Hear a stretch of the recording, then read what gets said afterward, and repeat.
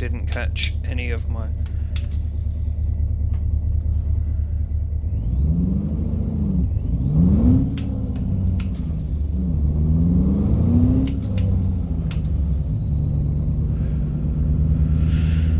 Okay. Get ready to turn Never right. mind. Isn't like Turn I'm right. actually streaming to anyone.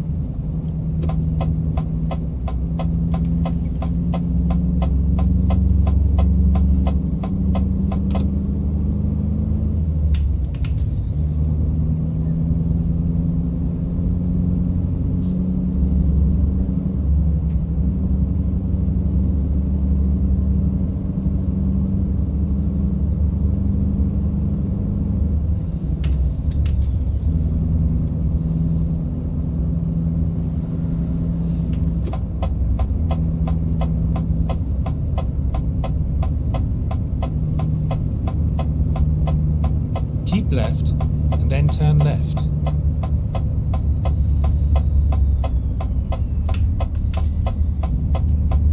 Turn left.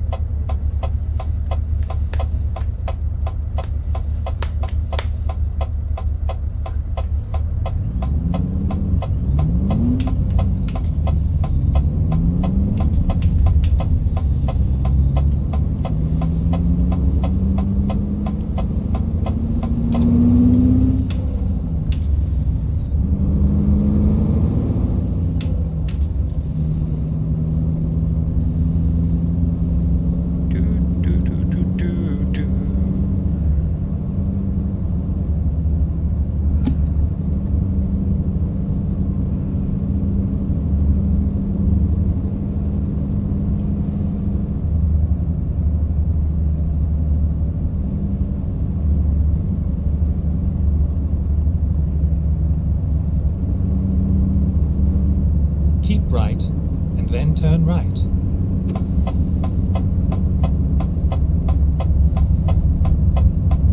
Turn right.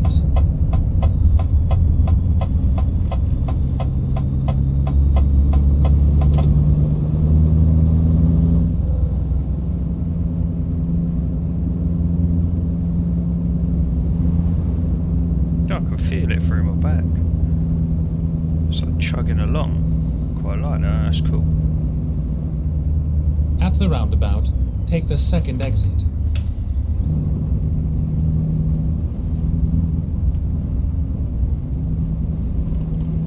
Exit now.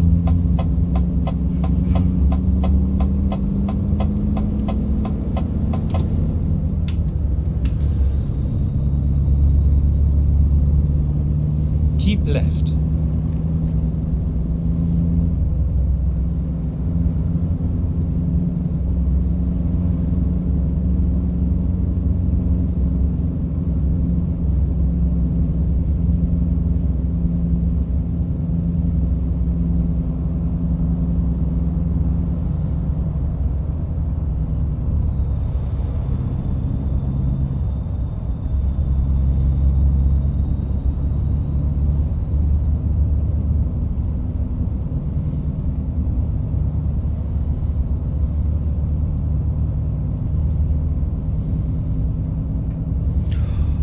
Crap, yeah, I was supposed to turn everything back on after testing to see what the top speed was. Oops.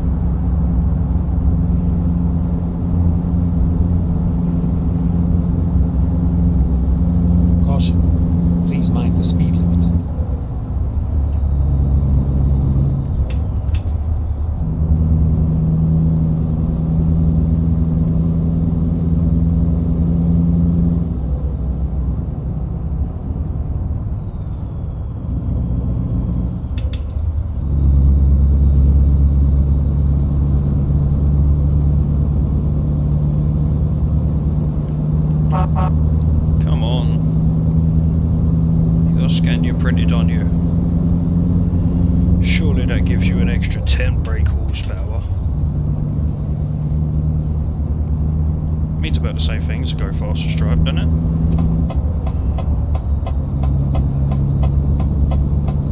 Clouds. Okay.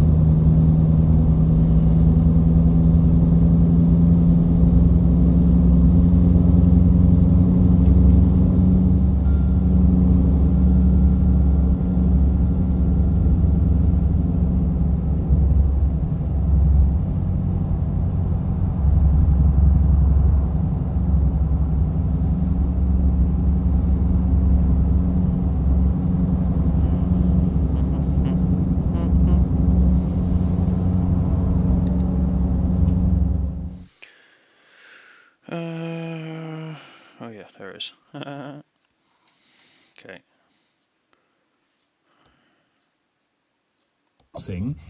I think Matt is absolutely right, but I think part of the answer, Matt, is to build more homes. Tom, can I answer that? Yep. I've seen this argument with housing a lot, that we just need to build more. And the Labour government said, we're going to build 1.5 million houses in the 5 years that we're in power. That kind of tracks with the last 25 years. I believe we built about 5 million houses. Caution. It's not that much Please more. mind the speed. If you look at the number of adults in this country and divide that number by 2, we have more houses than that. So we don't really have a housing crisis. What we have is a system where housing is now an investment rather than something that working and middle class people own. Matt, I have to leave it there for time reasons. Thank you to you. Nigel, appreciate your input. Thank you as well. 03456060973. We'll come to more of your calls. There are so many of them after this. Tom Swarbrick here, 617. This is LBC. Hi, Nan. We're having a brilliant time. We went to a theme park and the rides were awesome. We got money off the entry tickets, so Dad even bought us all an ice cream with a flake. Probably not the best idea before going on a roller coaster. Oh, Sammy went green after. See you when we get home. Love, Leo. Enjoy great British summer savings, such as discounted entry to theme parks, soft play, and more. Funded by the UK government. Your holiday park home will be a great investment. You'll lose thousands on your holiday park home. All the fees are fully explained. There are hidden fees you're unaware of. Yeah, you can easily sell anytime. You'll be charged a fortune if you sell. You're not always told both sides of the story. If you bought a home on a holiday park, contact Holiday Park Advice Centre. Because if you were missold, we can help. Text ASSIST to 78900. Fees apply. Ocado price match your shop to over 10,000 products from Tesco.com. So you can get everything you need for less than you think. Should free up some budget with that emergency tub of ice cream. Ocado, the online supermarket. Max £10 voucher for difference on like-for-like shop. Valid 28 days. Excludes marketplace. Products may vary. Geographical restrictions, min spend and charges apply. Terms at ocado.com/price promise. When you're smiling. Banning Dental Group clinics. With over 5,000 top-rated Google reviews. Keep on smiling. Tom Swarbrick on LBC. Call 0345 6060973. 6:18 the time. Tom Swarbrick here. The wealthy, the mega wealthy, are damaging the climate. They are fueling societal breakdown and the rise of authoritarianism. Should there be a limit? A report has concluded. It might be. Should there be a limit on how much someone can earn or how much wealth they can accrue? Tom is a first-time caller in Catterick in Yorkshire. Tom. Hello.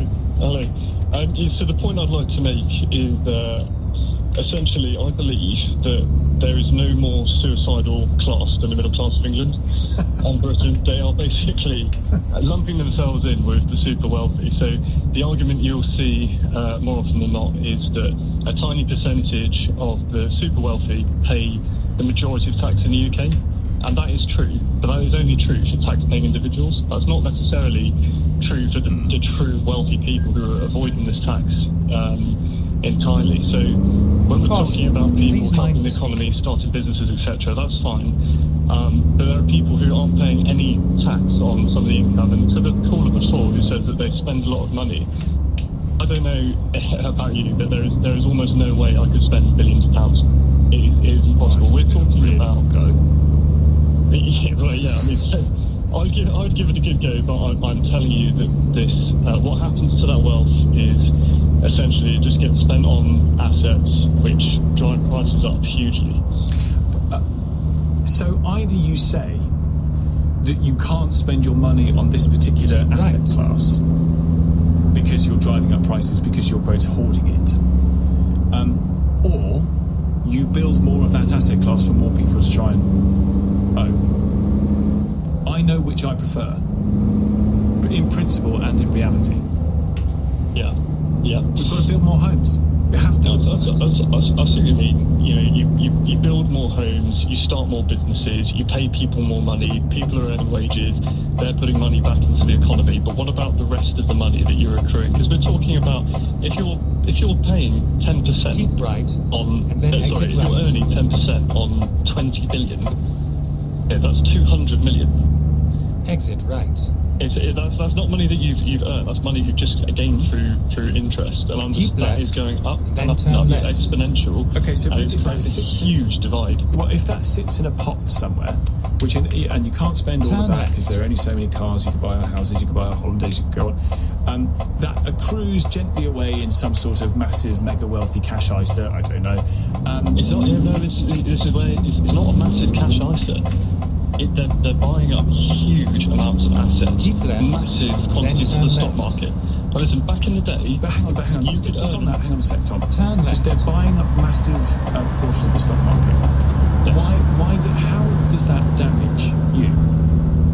it damages us because we can no longer own what we used to own in the stock market, like normal people. It's literally impossible. You can't own the equivalent percentage of company that, say, millennials did back in the day. Back in the day in the UK, you could earn a normal wage, be able to afford a house. Okay, I am a captain in the army, okay, make mid-50s grand a year. Okay, and I've got to sell, and this is a real middle class problem, by the way, I've got to sell a BMW 3 Series because I literally can't afford payments on it. Like, the cost of living is pinching everyone. I agree, but it is, and you're right that on £50,000 a year you might be able to think that you could afford the car that you're driving. At least Or that's save to buy a house, which Yeah. I simply cannot do at the moment. Yeah. You know, I can, but it's going to take me so much longer. Whereas Yeah. my dad, who made 30 grand working for the NHS for 40 years, could buy a 4-bedroom house. So we're talking then about, one, supply of housing, and two, the rising costs of some assets going through the roof incredibly quickly, and the amount that you're paid not matching that. So it's effectively inflation on various assets. Yes. You can do quite a lot about that without saying to people you can only earn this amount of money or be this kind of wealthy. And I still don't understand the connection between the situation you find yourself in, which millions of people find themselves in, and the person who has just bought £200 million worth of stocks in Nvidia. I don't see how that is damaging you. It's exponential. Okay, the more assets they earn, the higher the prices. They drive up the prices of almost everything, including companies' worth, including housing. It is correlated.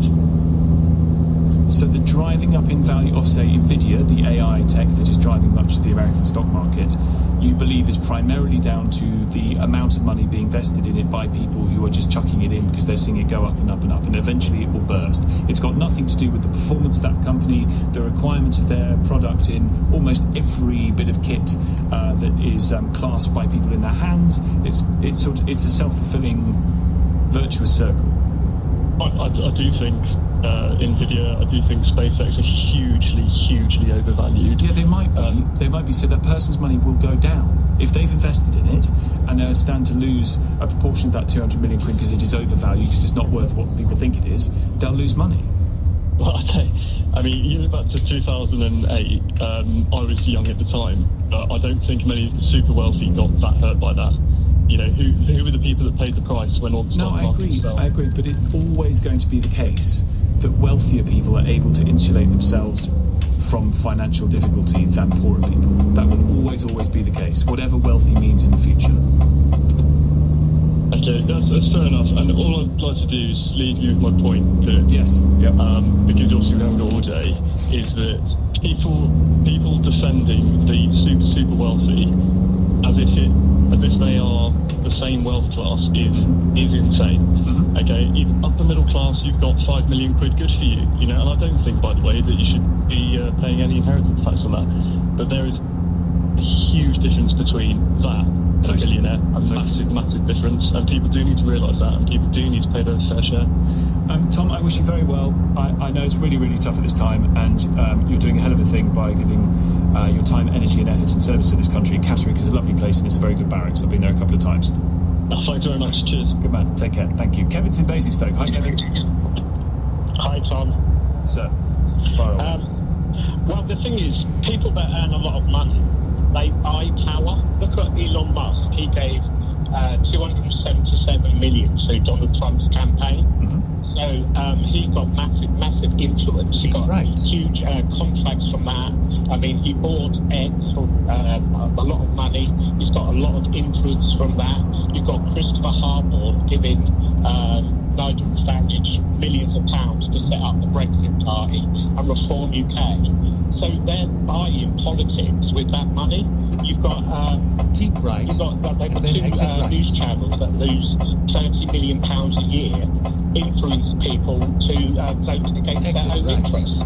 So, you know, powerful people are not doing good with it. They're doing it depends on your definition of good. Depends on your definition of good. What you're arguing against there, Kevin, is the manner in which they're spending that money, not the fact that they've been able to make it. And you're perfectly within your rights to. I mean, good luck to you. I wouldn't give £5 million to Nigel Farage if I had it. But there are rules in place, as Nigel Farage is finding out, there are rules in place around the political donations, rightly so. What you're arguing there is he shouldn't, you know, politics shouldn't be able to be bought. I agree with you. There are rules, but the rules are not right. You shouldn't be able to buy politics, should you? Why should one person... I agree, but that's again why there are rules around that. The rules are very different in America than they are here, and you have a discussion with the Americans about why their system is the way it is. The argument that's being had here, picking a politician is like choosing which piece of sick you're going to eat from the bucket you chucked up in the night before. No, my main it's point all disgusting. It's just which bit's going to hurt you the least. Donate millions to a political party and then get that party to do things that benefit. Would you say that of the trades union to Labour? Yeah, but that's a lot of that. Is like millions of people donating a tiny little bit of money. No, but it's still a lot of money. It's still a huge amount of money that the trade unions give to the Labour Party overall, brought through people's fees from being members of a union. If you're being consistent, don't you have to say that also should be wrong? Well, no, because that is to benefit millions of people, not one person. But the argument would be the other way around. From people who donate to political parties you don't like, they would say we're trying to do this to benefit the people we think who would benefit from this. It's just you don't agree with the particular policy that they would go for. There should be a limit on how much you can give to a political party, shouldn't there? Other European countries don't do it this way. I don't disagree with you. But again, Kevin, that's slightly away from the point that is being made to Andy Burnham here from these academics and economists, which is, in effect, should there be a limit on how much someone can earn or be worth? But my point is, they give this money to political parties, they buy the media, and then the media churns out, you can't tax these people, or they leave. We get that sort of thing. So that's what their money. If they didn't donate so much money to these political parties and sort of have own the media, then the government would be able to tax them more. All right, Kevin, appreciate the point. Thank you very much indeed.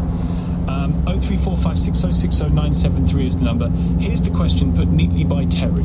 To go back to Priya Sani Nicholas's language in the interview that we just played you at the start of this hour, when I suggested to her that somebody elsewhere living in the world, perhaps in parts of India or sub-Saharan Africa, would see what she earns as being, quote, excessive. Her comment was, what I earn isn't as damaging as earning millions and millions and millions. And Terry puts it like this: how am I damaged because Ricky Gervais is loaded? 03456060973. After the news. There is simply no such thing as a high-growth, low-energy country. And as our electricity has got cleaner, it's also got more expensive. The Conservatives say scrapping net zero and focusing on cheap energy could save households around 540 quid a year. We'll speak to the Shadow Energy Secretary next. Conservatives 6:30, news headlines tempting back to to save the It's been average revealed a man household who money. died in the sea at Shoreham in West Sussex yesterday. I'm not sure along with I his believe partner it. And their 14-year-old daughter was a Palestinian refugee. Another member of the family, a younger girl, is still critical in hospital. Andy Burnham's called on the country to get behind a push to get rough sleepers in England off the streets by Christmas.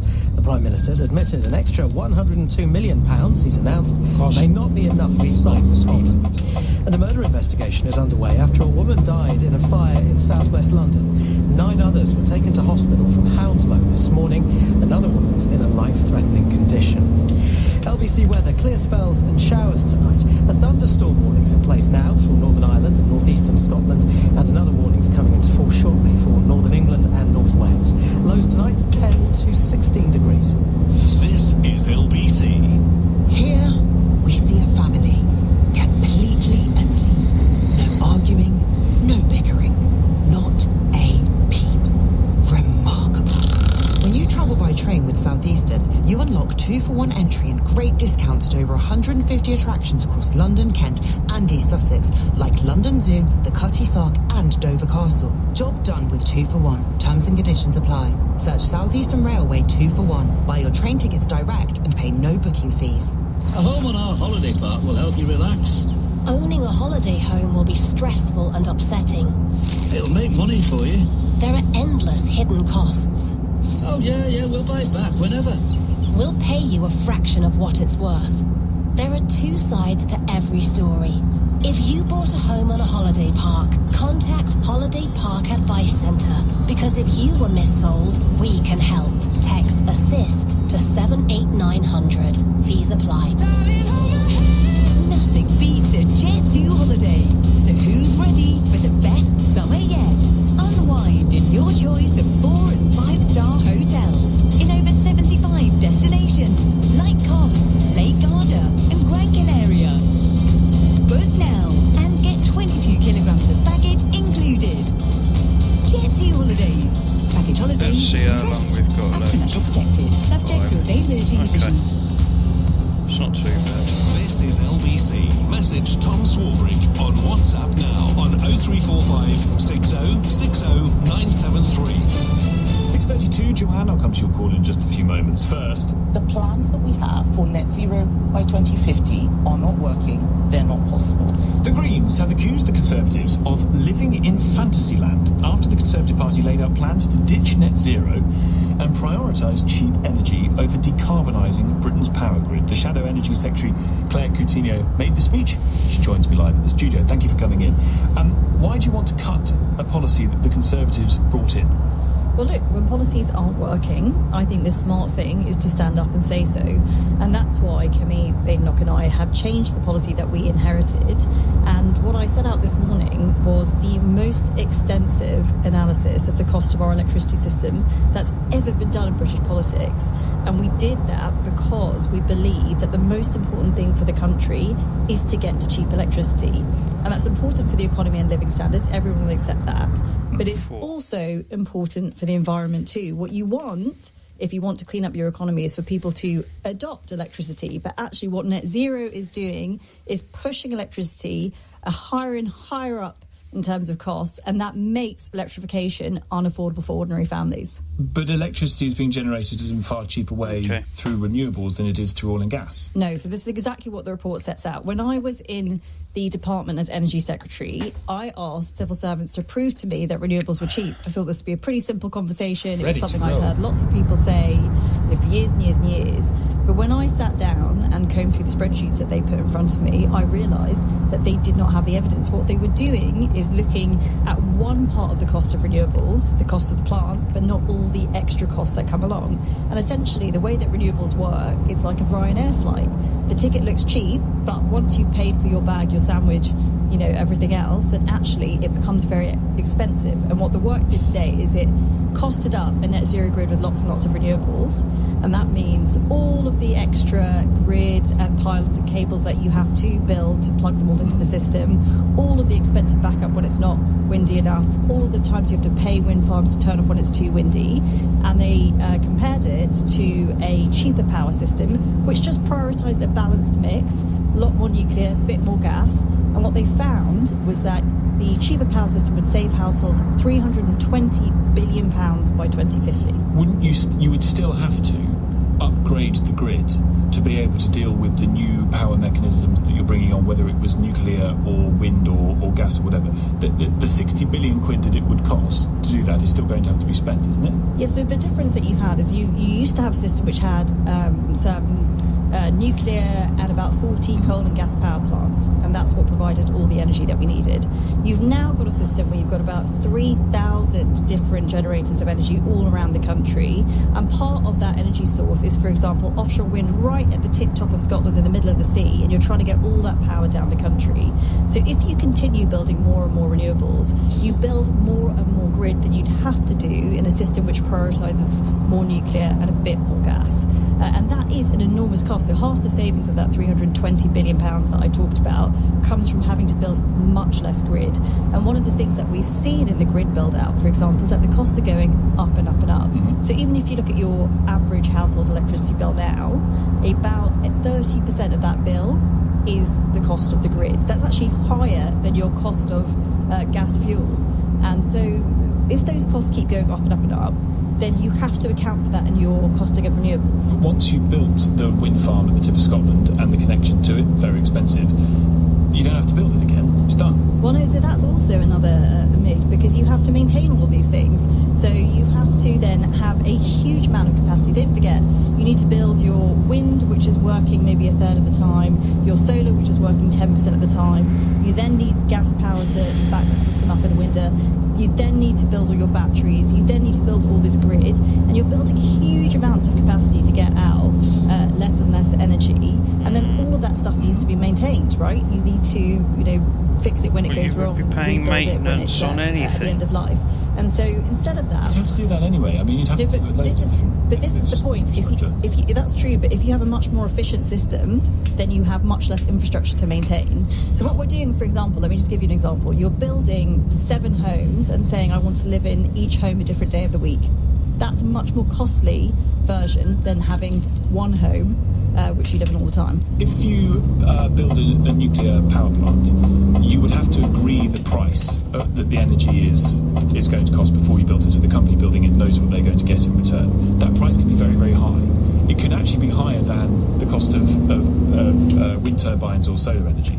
So where's the evidence to say that you pop up loads of small modular nuclear reactors around the place, that would actually be cheaper at the agreed price that it's going to have to be at than building more renewables, which will build more jobs, bring more tax receipts that way?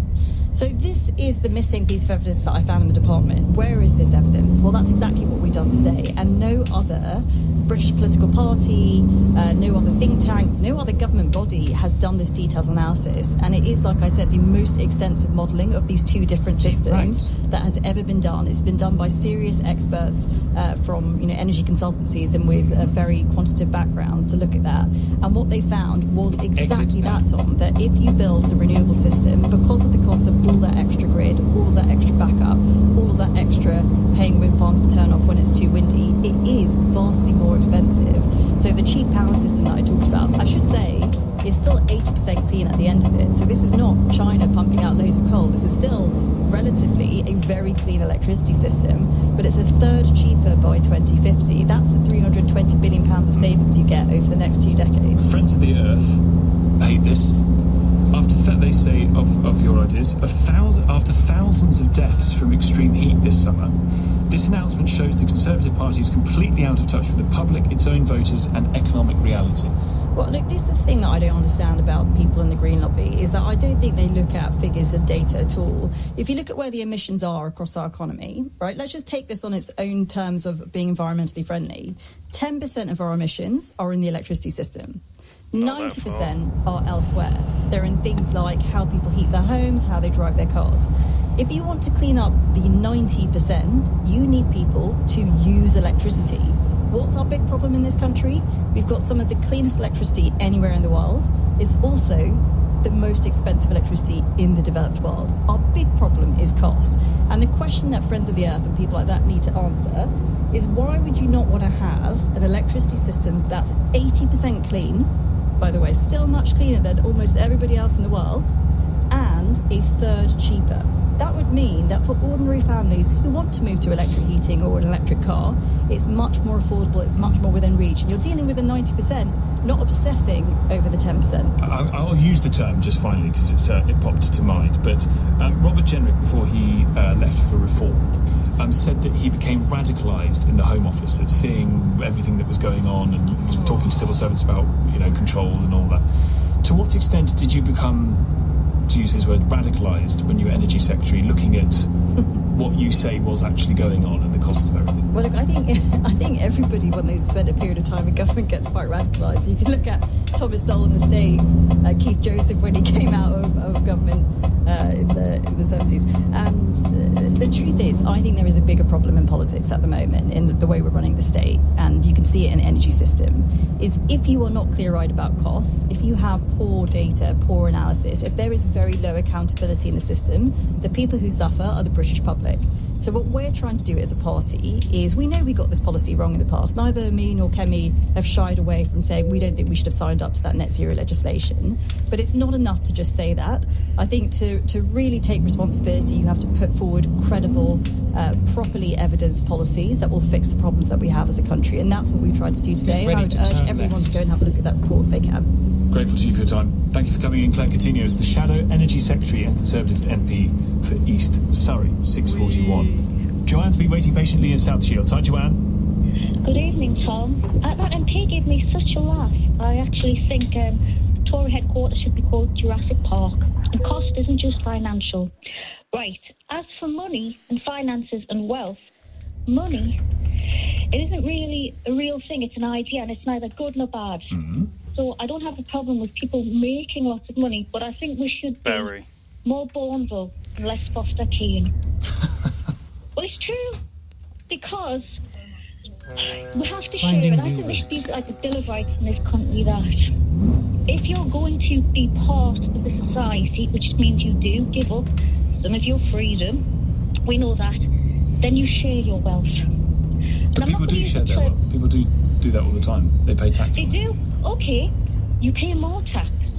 People do. You don't have any... Taxes are going up all the time. Never mind. Yes, they are. That's true. But who's paying the most in terms of actual... The top 1% of earners are paying 30% of all income taxes. It's only income tax, granted, but the top 1% of earners pay 30% of income tax. Right, what about the places they go off and live in offshore? That should be stopped. That's all I want stopped, is the loopholes. Mm-hmm. Also, when it comes to benefits, that's all we ever talk about on the radio or I listen to is... So hang on, so just to be really clear, Joanne, so your issue is not with how much they have, it's the manner in which that's taxed. Yes, look at Bill Gates. He went and he was one of the instigators of the vaccine for malaria. Pots of cash. And when I wasn't joking when I said be more Bourneville, contribute more. We have a problem with society. We've talked about the homeless. The higher you go in the building, the less you see it. Never mind. I know. I'll find a new I don't care how much anyone makes. It's just pay your fair share. Actually, the tax system, it's just screwed. I think it's wrong on every account, from the poorest in society to the richest. It doesn't work. And I just think close all the offshore loophole tax places. Joanne, I appreciate it. 03456060973. You need a global tax regime. I mean, they've talked about it for many a year. It's incredibly difficult to implement because, of course, a lot of countries feel that it gives them a competitive advantage. Look at Ireland, for example. Corporation taxes are low, certainly compared to here. Why would the Irish government want to put those taxes up if they're actually gaining quite a lot of money as a result of businesses going there? 03456060973. Loads of calls to come. 6:44.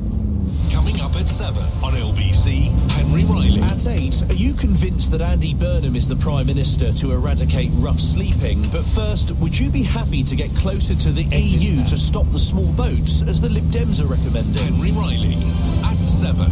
Listen on our free Global Player app or the LBC app. Switching to Vodafone full fibre broadband is now as easy as pie.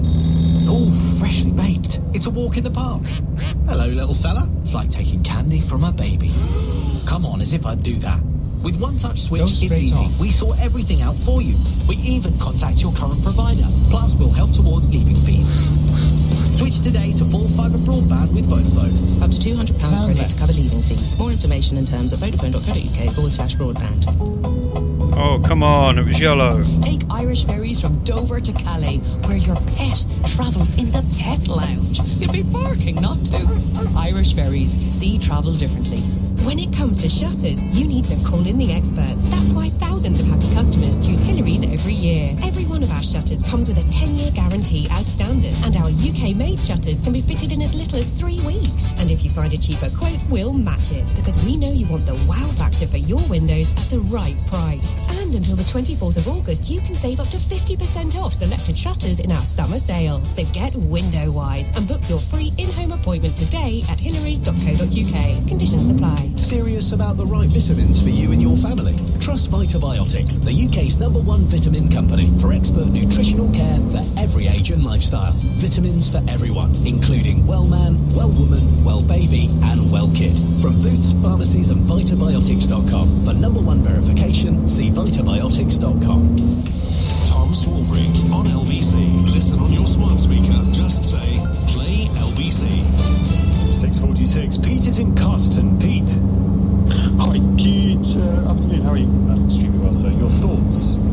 I just wanted to sort of, I think a few of the other listeners this evening have sort of tried to talk about it, but I think the way to really sum it up for me, right, is the concept that, we've had a Labour government for 2-3 years now who have been unable to do anything to help the sort of average working person, and the comparison that the obvious comparison I have is the sort of water companies, where you look at them and just go, well, everyone, I don't think you can find anyone who doesn't think that the way the water is run in our country is suitable anymore. Yet, for the last 2-3 years, no one seems to be able to do anything about it. And I compare that, the previous caller talked about taxes rising, and it's the same thing. Water companies are owned by shareholders who their primary interest is for the shareholders, and then you look at, and they're now running into massive amounts of debt. There's been no investment for 20 years, and you compare that against the UK government, massive amounts of debt. The government is actually not really controlled by the government anymore. It's controlled by the fact that we are on the hook for these huge amounts of debt, and we just kind of have to suck it up as the upper middle class.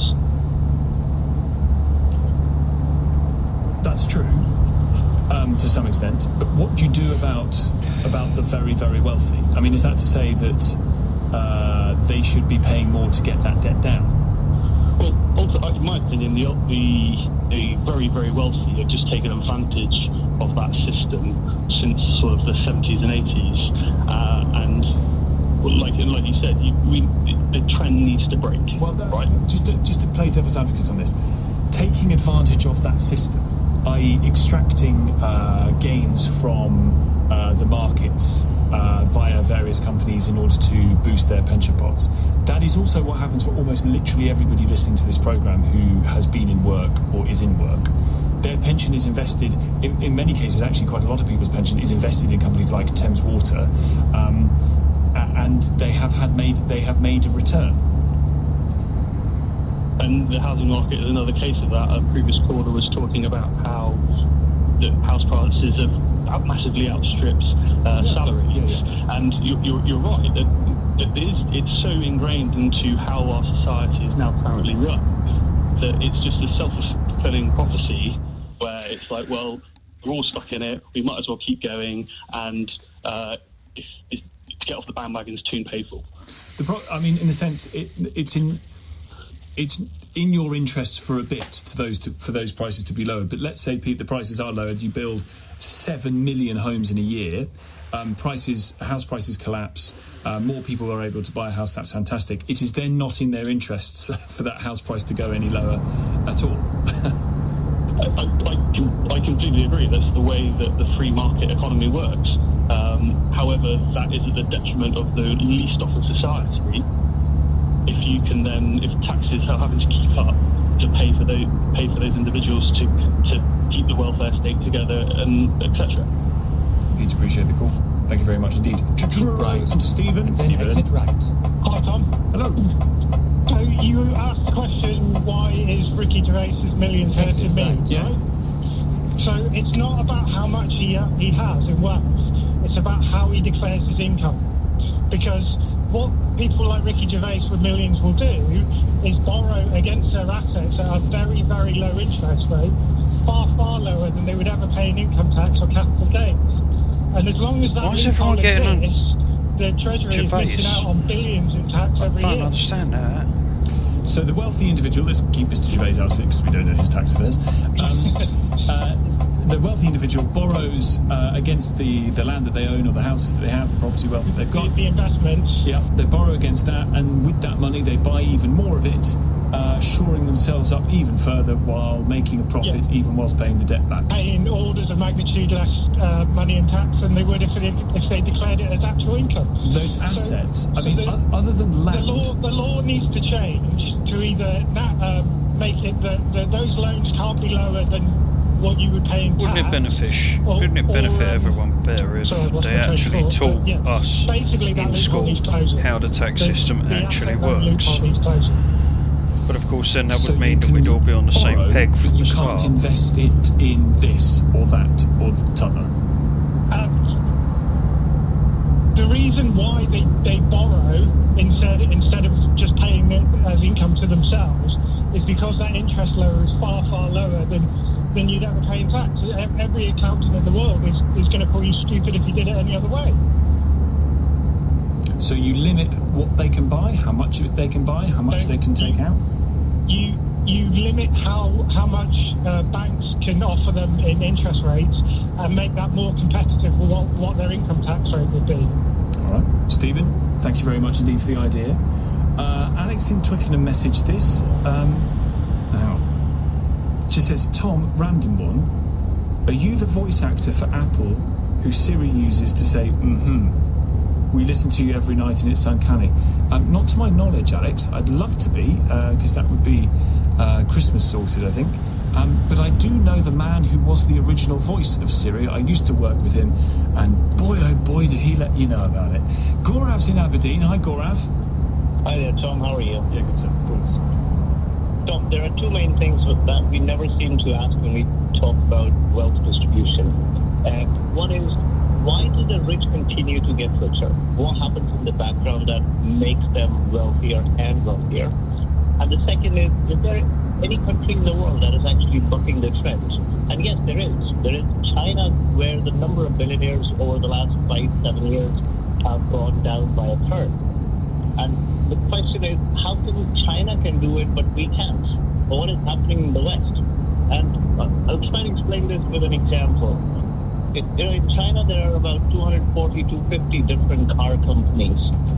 And by comparison, if you look at the USA, there are only about 3 big car companies, the Ford, the GM, the third one is the one that has Chrysler and all in it. And then there are a few small ones. Over the decades, the American car companies have progressively merged, thereby the big have become bigger, the rich have become richer. If in China, 2 big car companies go to the regulatory authorities and say, right, we want to merge, the authority looks at it and says, right, merger in the name of efficiency and productivity basically means that you're going to lay off a number of people over the next 5 years or so. Does the economy, does the market have the absorption where they can take these people in? As in, is there any new industry where these people will be absorbed? And if the answer is no, China being, the strong, one-minded kind of a country, they would simply say, no, you cannot merge. You cannot become bigger. Because when you say efficiency and productivity, all that it basically means is you will lay off people and you'll be able to save more, thereby you'll become bigger and richer. And in the West, if you see, there are all these huge, big corporations which started from nothing, and in the last 30-odd years, because these companies have access to easy money from the banks, they merge and they become bigger and they become richer. So is the suggestion then, Gaurav, that the Chinese Communist Party deliberately create competition in any given sector, let's say the car market, in order that monopolies do not form. Exactly. Because once you the are monopoly rich, in China being the government. Yes. Well, you see, when you are rich, Tom, if you're getting richer by creating a lot of employment, if you have great ideas, like Elon Musk does have great ideas. All his negatives put aside, he does have great ideas. If you have great ideas, then you are developing the society, progressing the society, fantastic. But if you fall short of ideas, you got one big idea, you came up with Facebook, then you went and bought Instagram and WhatsApp, and that's how you make yourself bigger. You became from a billionaire to a multi-billionaire. And that... But you've also got to do that. I mean, you know, when Facebook bought Instagram for, I think, like $1 billion or something crazy, and people going, what the hell are they? They still have to make it a thing that people are attracted by. Well, absolutely. They will make it better. Oh my God, has he gone? He's gone. Gaurav's gone. I didn't press anything, I didn't do anything, I didn't touch anything. Gaurav, I apologise. Yeah. A technical glitch somewhere. A likely story. Or us. Thank you. Lewis is in Peterborough. Lewis. Hello. Yeah, I would argue like having lots of wealth and therefore influence you could use, and that could quite affect our democracy. The example I would personally give on this would be people like Murdoch, for example, who infamously assisted outcome of general elections. By appeasing people like Rupert Murdoch through policy and things like that, he didn't have to do donations directly. From having that influence, that power, and his through as well, he was able to push for the populace to vote in a certain way and influenced elections massively. And so, yeah, I would say there's many incidents of evidence that massive amounts of wealth also affects our democracy. Well, it's the power that affects the democracy. You get the power potentially through wealth if you build up a big newspaper business to turn it into a behemoth and then drive change that way. But there has been plenty throughout history of change driven by, you know, grassroots people power. I don't think we would be opposed to that kind of form of power, would we, particularly? I don't believe so, because I think a movement from a collective compared to an individual, actually, you know, it's more beneficial as a wider spread. But again, this I don't disagree with you, Lewis, to some extent, but this rather muddies the waters between wealth and power. So what limitations can be put on the power of a particular media organisation to drive change? Very, very hard to limit power, isn't it? What does that really mean? That doesn't mean to say that every wealthy person has the power to create the change that they want to see through the government just by buying it all up. Well, I would probably argue in a different manner on that. But let's look at the report that said loads of wealthy people will leave the country if there was a wealth tax, which then actually the author of that had to be rescinded, and they had to do a statement. That company, I can't remember the name of the company now. And this is funded by wealthy individuals who may not be in media or something like that, but it was in their interest because this company also was sell tax avoidance policies. Why perfectly legal how they did the tax avoidance? Mm-hmm. They did this paper to try and scare masses, which then news media started to run with. Then again, you're talking again there, I think, Lewis, more about power than you are wealth. The two are obviously connected, but I don't know how you... it's not to say that just because you're wealthy you can get what you want, or certainly not politically, as I think they're about to find out. Lewis, thank you very much indeed for the call. Thank you for all your calls throughout the course of the show today. I'm back with you tomorrow, but not before. I'll see you on the telly in the morning. If you missed any of today's show, you can listen back on our free Global Player app or the LBC app, where you can also stay up to date with the latest news, videos and opinion. Download the official LBC app for free from your app store now. Coming up at 10 on LBC, Ben Kentish. Next, Henry Riley? There we go. That was slightly less curious, I think. Thank you very much, Tom. I know. I love it. It's going to get me every time. Good evening at 7 o'clock. Since Brexit, immigration has gone up. Since Brexit, we have the small boats crisis. We'd be able to return every single person coming over on a small boat. That's Sir Ed Davey as the Lib Dems call for the UK to join an EU pact to give us the power to return small boat arrivals. Would you be happy to get closer to the EU to stop the boats? We'll discuss at 8. Nobody should sleep on a doorway or on a bench or on the streets in this day and age, in my view. We've got too used to walking past.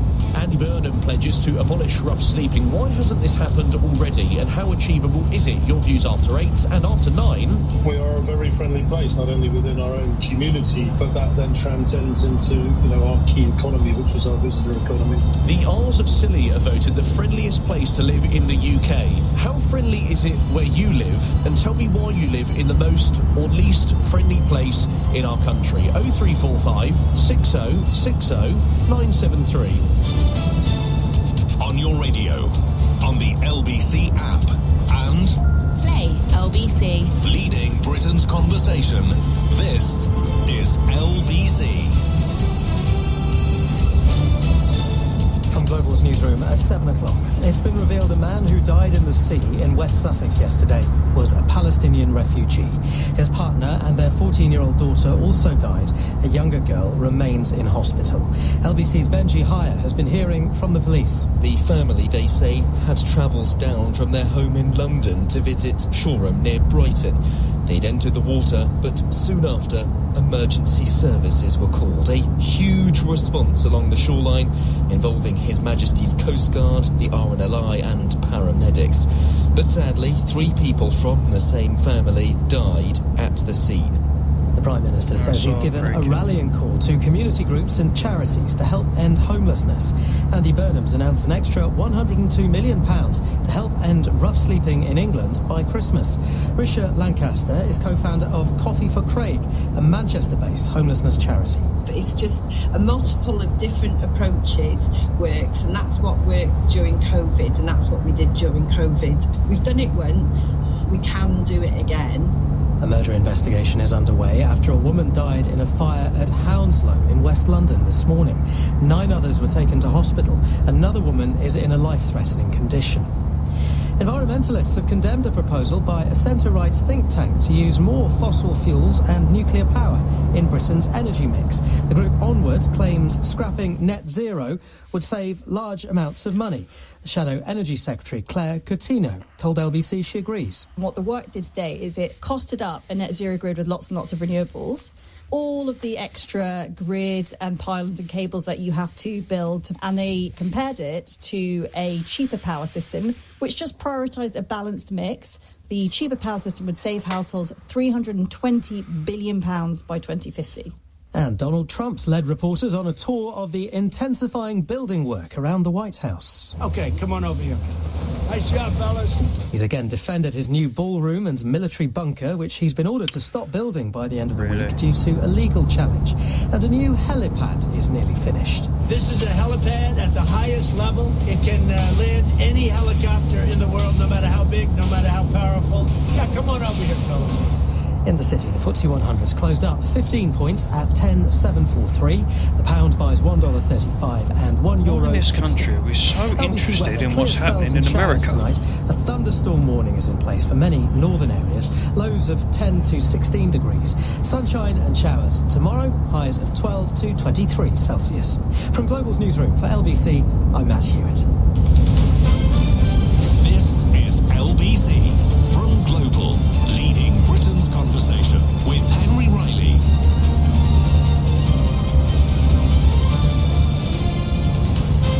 And a very good evening to you. 3 minutes after 7 is the time you're listening to Henry Riley. In for Ian Dale tonight on LBC. I've been with you all of this week and with you all of next week as well. Coming up later on in the programme, we'll be talking about homelessness.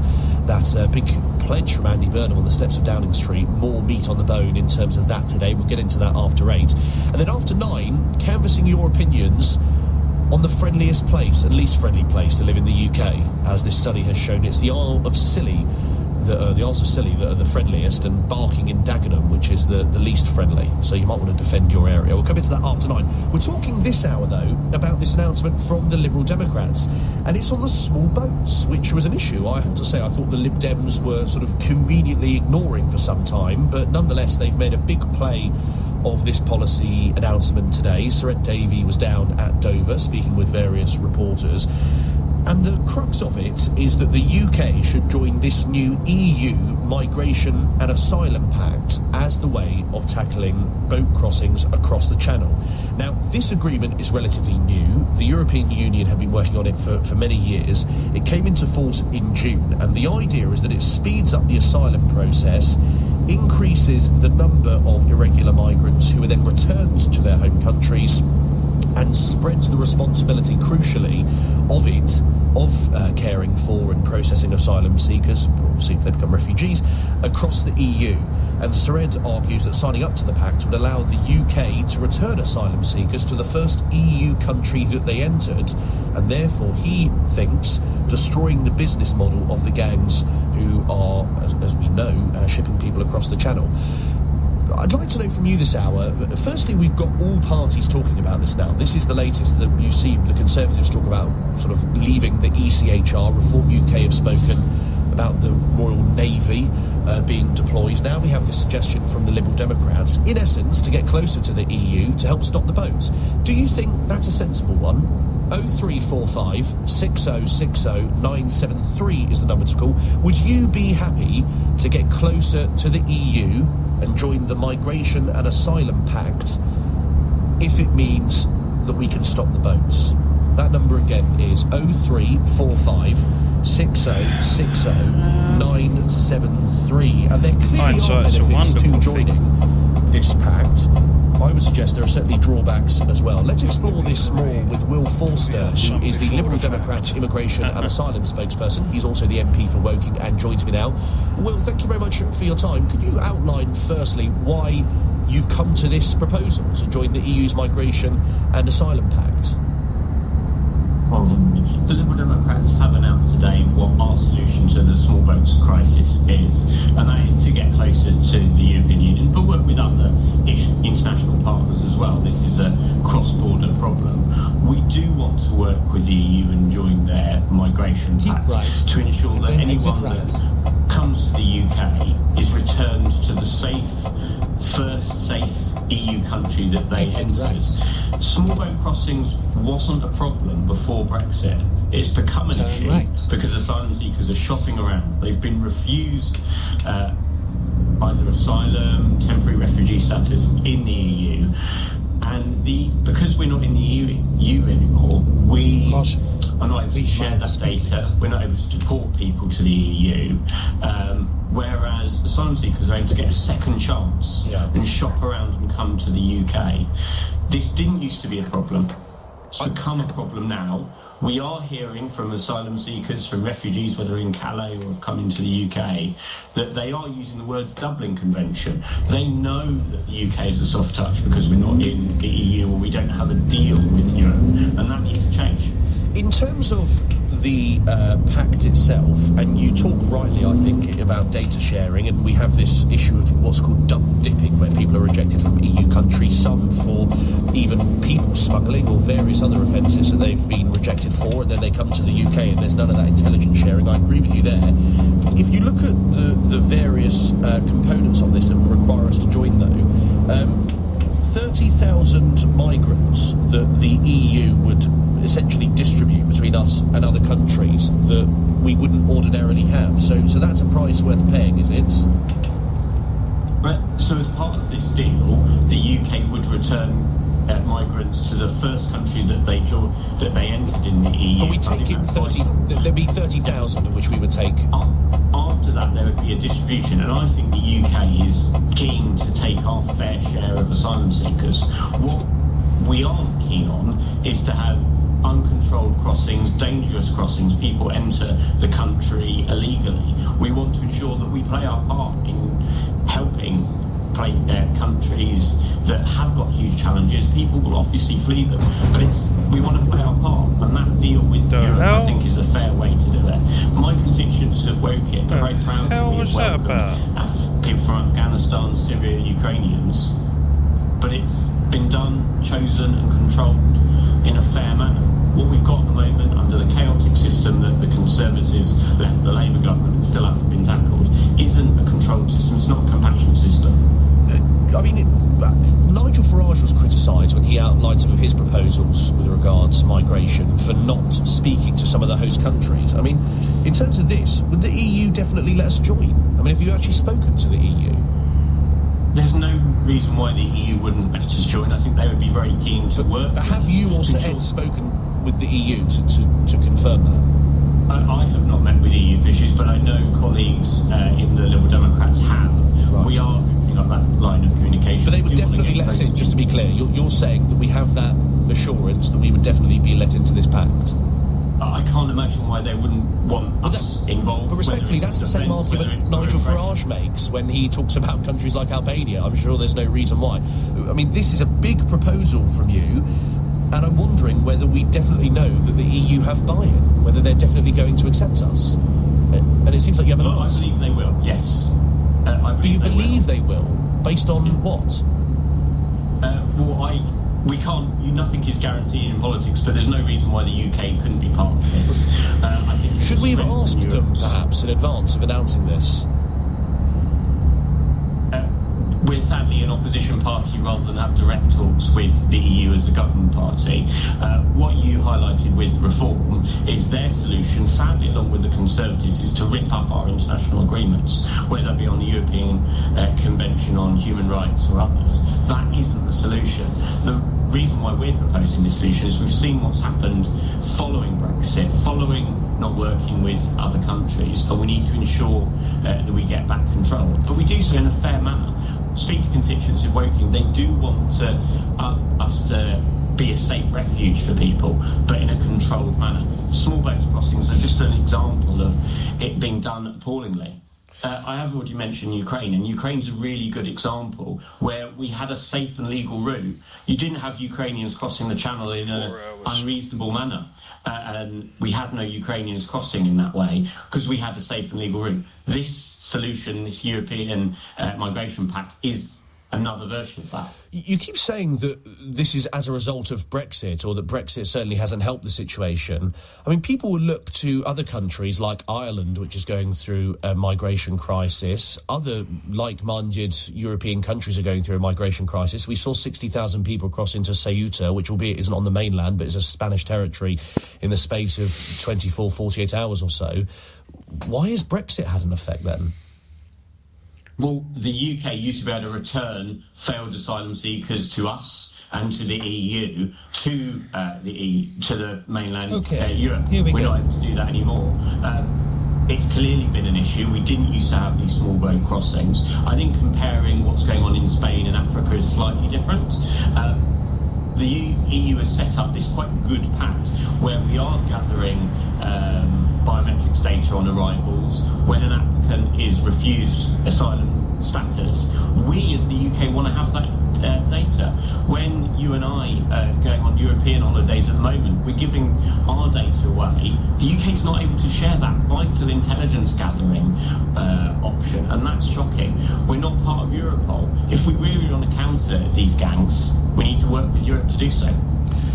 In terms of the Dublin Agreement, you mentioned about returns. I mean, if you take 2017 as one of the years, we put in 5,700 requests to return people, and only 314 were actually returned. So we've had 200,000 people cross the border, cross La Manche, the Channel, since Brexit, which you're right in highlighting. But the Dublin Agreement was only returning hundreds. I mean, it was hardly working it to the way we want. We were also a net recipient of migrants from the Dublin Agreement. I don't think the Conservative government used the Dublin Agreement anywhere near as well or as much as they should have done. Their solution to the immigration system was to refuse to process asylum claims. They thought that would be a deterrent for asylum seekers coming here. all it did, it wasn't a deterrent, it's just cost us £6 million a day in asylum hotels. Robert Jenrick, the then Conservative Immigration Minister, now in reform, was proud that he was opening more asylum hotels. He thought that was, and the Conservatives thought that was the way to appear tough. It's not been tough. It's cost us a huge amount of money. The Liberal Democrats and I have proposed allowing asylum seekers to work, lifting the ban. And I think it's vital that asylum seekers contribute to their upkeep. That's something that Reform, Conservatives and Labour have all rejected, and something that we're going to continue to push. Thanks very much for your time, Mr. Forster. That's Will Forster, who is the Liberal Democrat Immigration and Asylum spokesperson. He's also the MP for Woking. Well, in fairness to the Liberal Democrats, they've come up with a plan. What do you make of it? You've heard their immigration and asylum spokesperson there. Are you won over? Do you think getting closer to the EU is the way to stop the boats? 0345 6060 973 is the number to call. I think this looks good on paper, and there are parts of this which really work. The information sharing is a crucial part of it. The idea that we would have to sort of share 30,000 asylum seekers a year from the EU with other countries, I think is something you can do, and we can clearly do, and that's burden sharing. Also, the idea that those seeking asylum would have to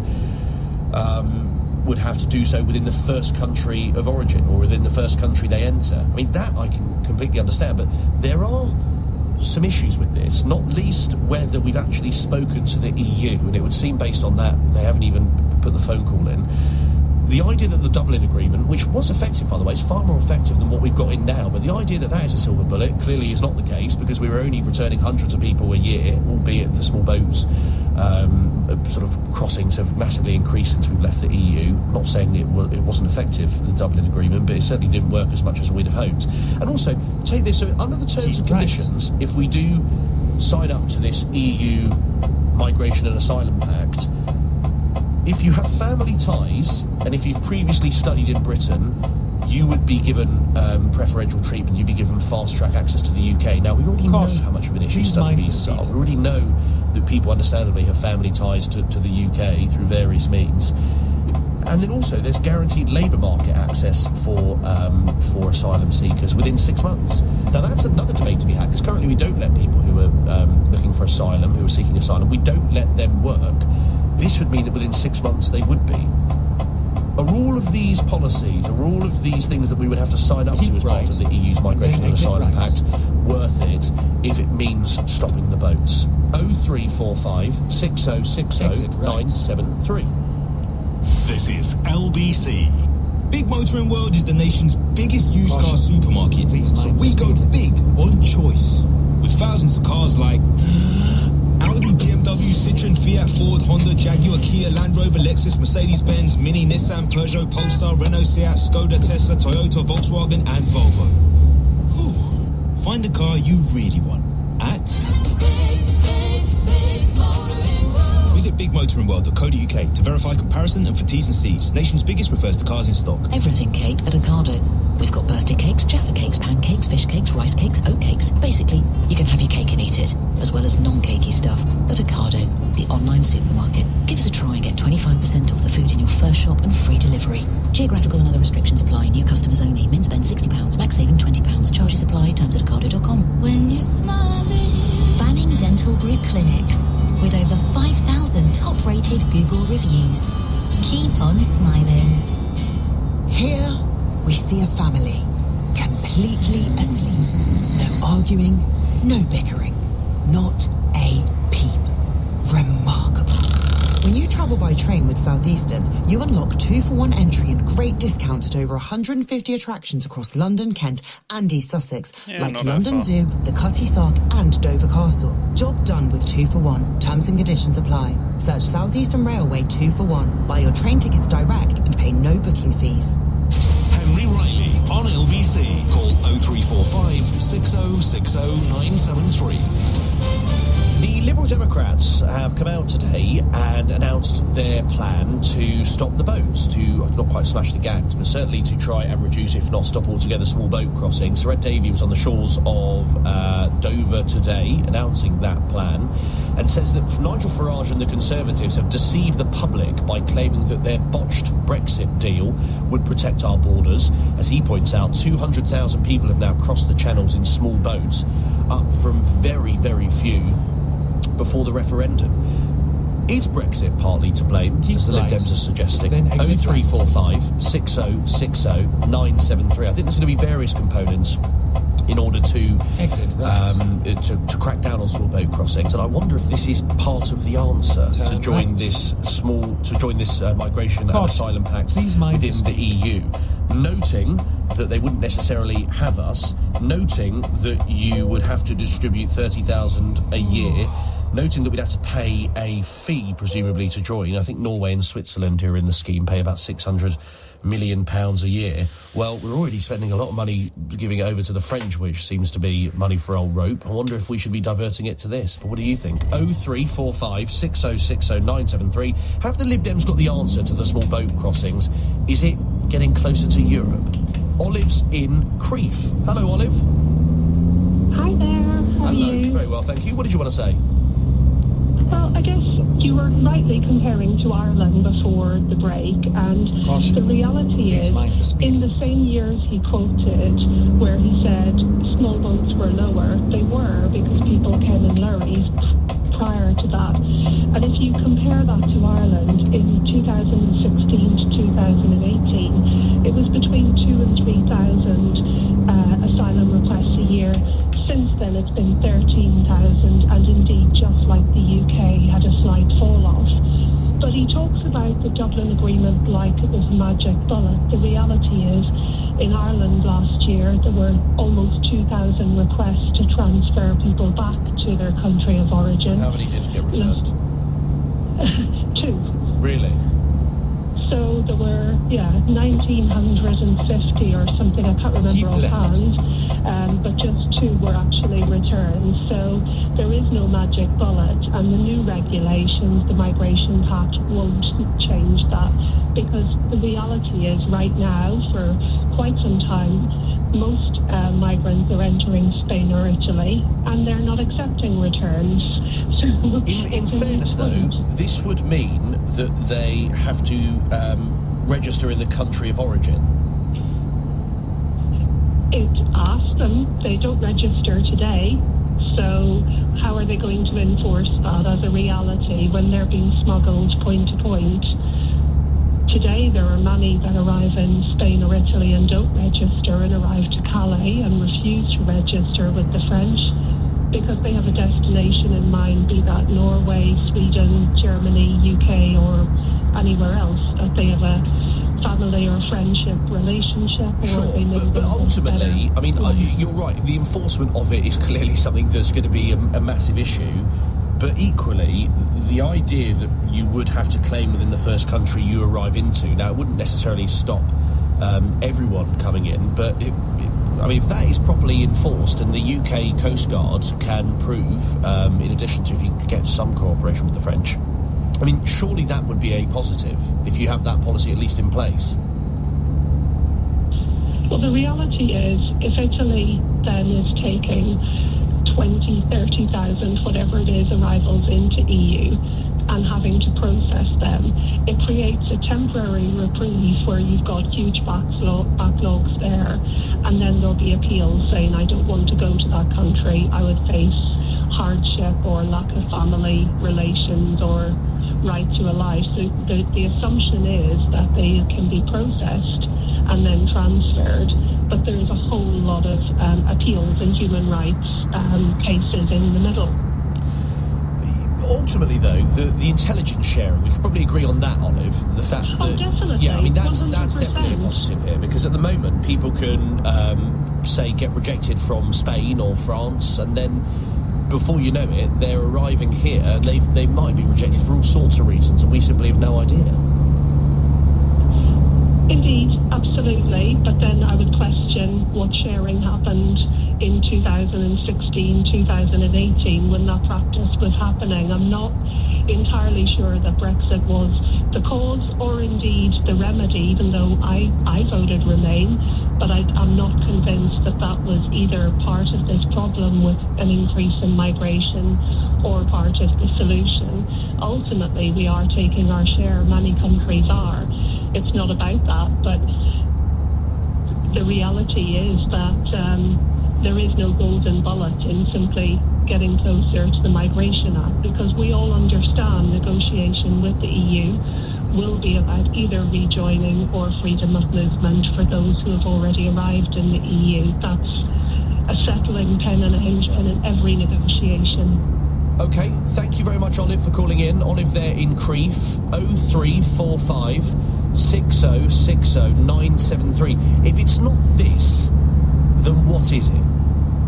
Would getting effectively isolated, not just as an island nation, but the fact we're in no block when it comes to migration, would that help sharing the load somewhat, or do you think we sort of tried that before with the Dublin Agreement? 0345 6060 973. Martin in Chelsea says, one way or another, the EU would extract an exorbitant price from us for joining the pack, whether it be in the form of cash or having to receive a large number of asylum seekers or whatever. One way or another, we would get ripped off by that. Well, fine, but I suppose we don't know yet. John in Hartlepool says, finally a sensible solution, but sensible left this debate long ago, so won't go anywhere. Our country prefers the Royal Navy and a reduction of more of our human rights instead. But it would work. The small boats only started when we left the EU's Dublin Agreement, says John in Hartlepool. Yes, I don't think there were 9, according to Home Office data, 9 small boat arrivals before we left the EU. 9 compared with 200,000 clearly pales into insignificance. But let's not pretend that people weren't crossing the channel before, crossing the border before. People were doing it in lorries as opposed to boats. Now, it was nowhere near as much, but clearly that was the case. Monica's in Whetstone. Hello, Monica. Hi, Henry. Hi. Hello. Thanks for taking my call. Thank you. Do you think this would work, this idea?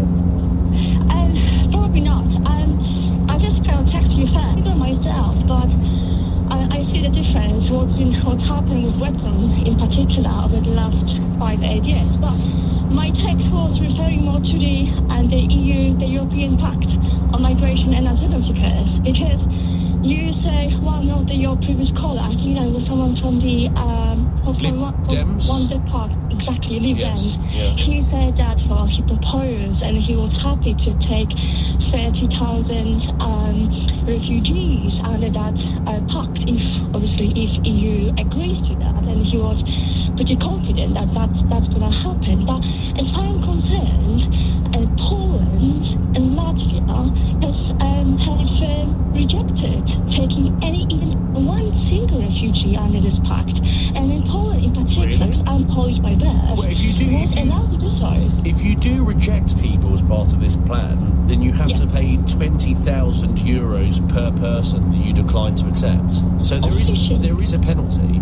Yes, officially, but there are other reasons, there are other ways how to avoid this penalty apparently, because I've read the articles, I read both English and in Polish articles, and Polish government says clearly that it will not take even one single refugee. Well, they talk mainly about people who believe in Islam, Muslim people, but they clearly say they will not take, and nobody says no.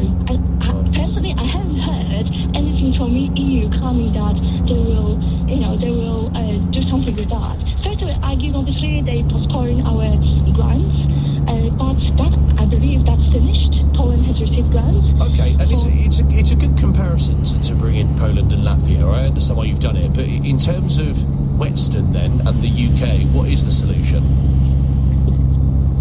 On one hand, I do understand that refugees should be spread evenly across the country, but I don't think it's happening. It's great. Well, it sounds great in writing on paper, but in practice, it doesn't happen like that. Especially the Council of Barnet at Brents, they decided to take more refugees to the Yacht. Sorry? Where did you say? Brent and Barnet. Yeah, like in Barnet. I've been living in Barnet the last 10 years, and I see that huge difference. Like, how would be to live in Barnet, from what I remember, there's a huge diversity, which is also good on things, but on the other hand, we are facing lots of new problems, like in Barnet, like crime, violence, and also decreasing the quality of life in general. That's my opinion. Well, yeah, fair enough, and I'm sure there'll be arguments to say that that's a whole host of reasons. Right. Strain on services, not just coming from people who are here to sort of, in some cases, free war zones. But I do take your point about the availability of services and the effect that can have. Thanks, Monica in Weston. Really appreciated. More calls in a moment. 0345 6060 973 is the number to call. May says, isn't this the EU migration pact, an attempt by the Lib Dems to get back into the EU via the back door? And Siobhan says, LBC reported this morning that the French have stopped 48,000 crossings. That's boats, not people. If you think that's money for old rope, I think you should think again. Siobhan in Southampton. Yeah, it's a fair point. I would like to see how much we've given over the years, though, to the French. But and certainly there have been some egregious examples where they don't seem to be doing an awful lot. But you're right to pick me up on that, Siobhan, because clearly there was a positive news story on that today. As I say, the number to call is 0345 6060 973. Are you happier to get closer to the EU if it means that we stop the boats? And if not this, then what? More calls in a moment. Also, what Fedorov is doing, he's taking the gloves off and he's saying, I challenge Zelensky as the leader of this government. This is Zelensky's most dangerous day since the Russians invaded in 2022, when we thought he'd be dead by the end of the week. The man recently sacked as Ukraine's defence minister wants the country to host wartime elections. Is that a realistic call? One of the opposition MPs in Ukraine, who's been quite critical of President Zelensky in recent times, joins me with his thoughts next. 7:30 is the time. The news with Matt Hewitt. Police have named a Palestinian refugee, his partner and their daughter as the three people who died after getting into difficulty off the coast of West Sussex yesterday. A fourth family member is critically ill after being pulled from water in Shoreham. The Tories and Reform say Andy Burnham's plan to end rough sleeping by Christmas lacks detail. The Prime Minister's announced an extra £102 million to get people off the streets. And investigators say defective track was found near to where a train derailed in East Sussex last week. A preliminary report found evidence of maintenance activity near Lewes, and it says weather conditions will be looked at in the final report. LBC weather, clear spells and showers tonight. A thunderstorm warning is in place for Northern Ireland, northeastern Scotland, northern England and North Wales. Lows of 10 to 16 degrees. This is LBC. Switching to Vodafone full fibre broadband is now as easy as pie. Oh, freshly baked. It's a walk in the park. Hello, little fella. It's like taking candy from a baby. Come on, as if I'd do that. With One Touch Switch, it's easy. We sort everything out for you. We even contact your current provider. Plus, we'll help towards leaving fees. Switch today to full fibre broadband with Vodafone. Up to £200 credit to cover leaving fees. More information in terms of vodafone.co.uk/broadband. You know how fans shout at football matches? Oh, wake up! That's because sound is the most effective way to tell the players they're rubbish. Works in advertising too, because when you amplify your advertising using radio, your campaign is 49% more likely to get noticed. See radio differently at radiocentre.org. Hurry! The Hillary summer sale ends soon, but there's still time to get up to 50% off hundreds of made-to-measure blinds, curtains and shutters. Plus, you can still get an amazing £50 off your electric blind order, giving you the convenience and control of electric for less. And don't forget, with Hillary's, measuring and fitting is always included. So get window-wise and book your free in-home appointment today at hillarys.co.uk. But hurry! The Hillary summer sale ends on the 24th of August. Conditions apply. Gold Bank London, a safe and sound way to buy and sell gold. Start your journey in gold today. Visit goldbank.co.uk. Henry Riley on LBC. Text 84850. 7:33 is the time. Back to your calls in a moment. 0345 6060 973. Talking about the Lib Dem plan, or their pledge to tackle the small boats, and the way to do that is getting close, or indeed joining, the Migration and Asylum Pact. I'm quite torn on it, I have to say, as you've probably heard throughout the course of this. It's certainly not a silver bullet, but actually there are things like intelligence sharing, which I think would certainly be a positive. I don't really understand why anyone would necessarily oppose to that. Benny has messaged in, who's lovely as always. We don't know what reasons they were rejected in Italy before trying the UK. You think our immigration experts aren't as good as Italy's? They'd get more information and research and record histories. You sound a bit daft, you bud. Daft from you, bud. But Benny, the point I'm making is our intelligence services are very good, but ultimately we won't necessarily know why someone's been rejected from a country if there's no intelligence sharing. I'm not sort of for one moment speculating on or indeed criticising our intelligence services, but you can only have that information if it's shared with you, surely.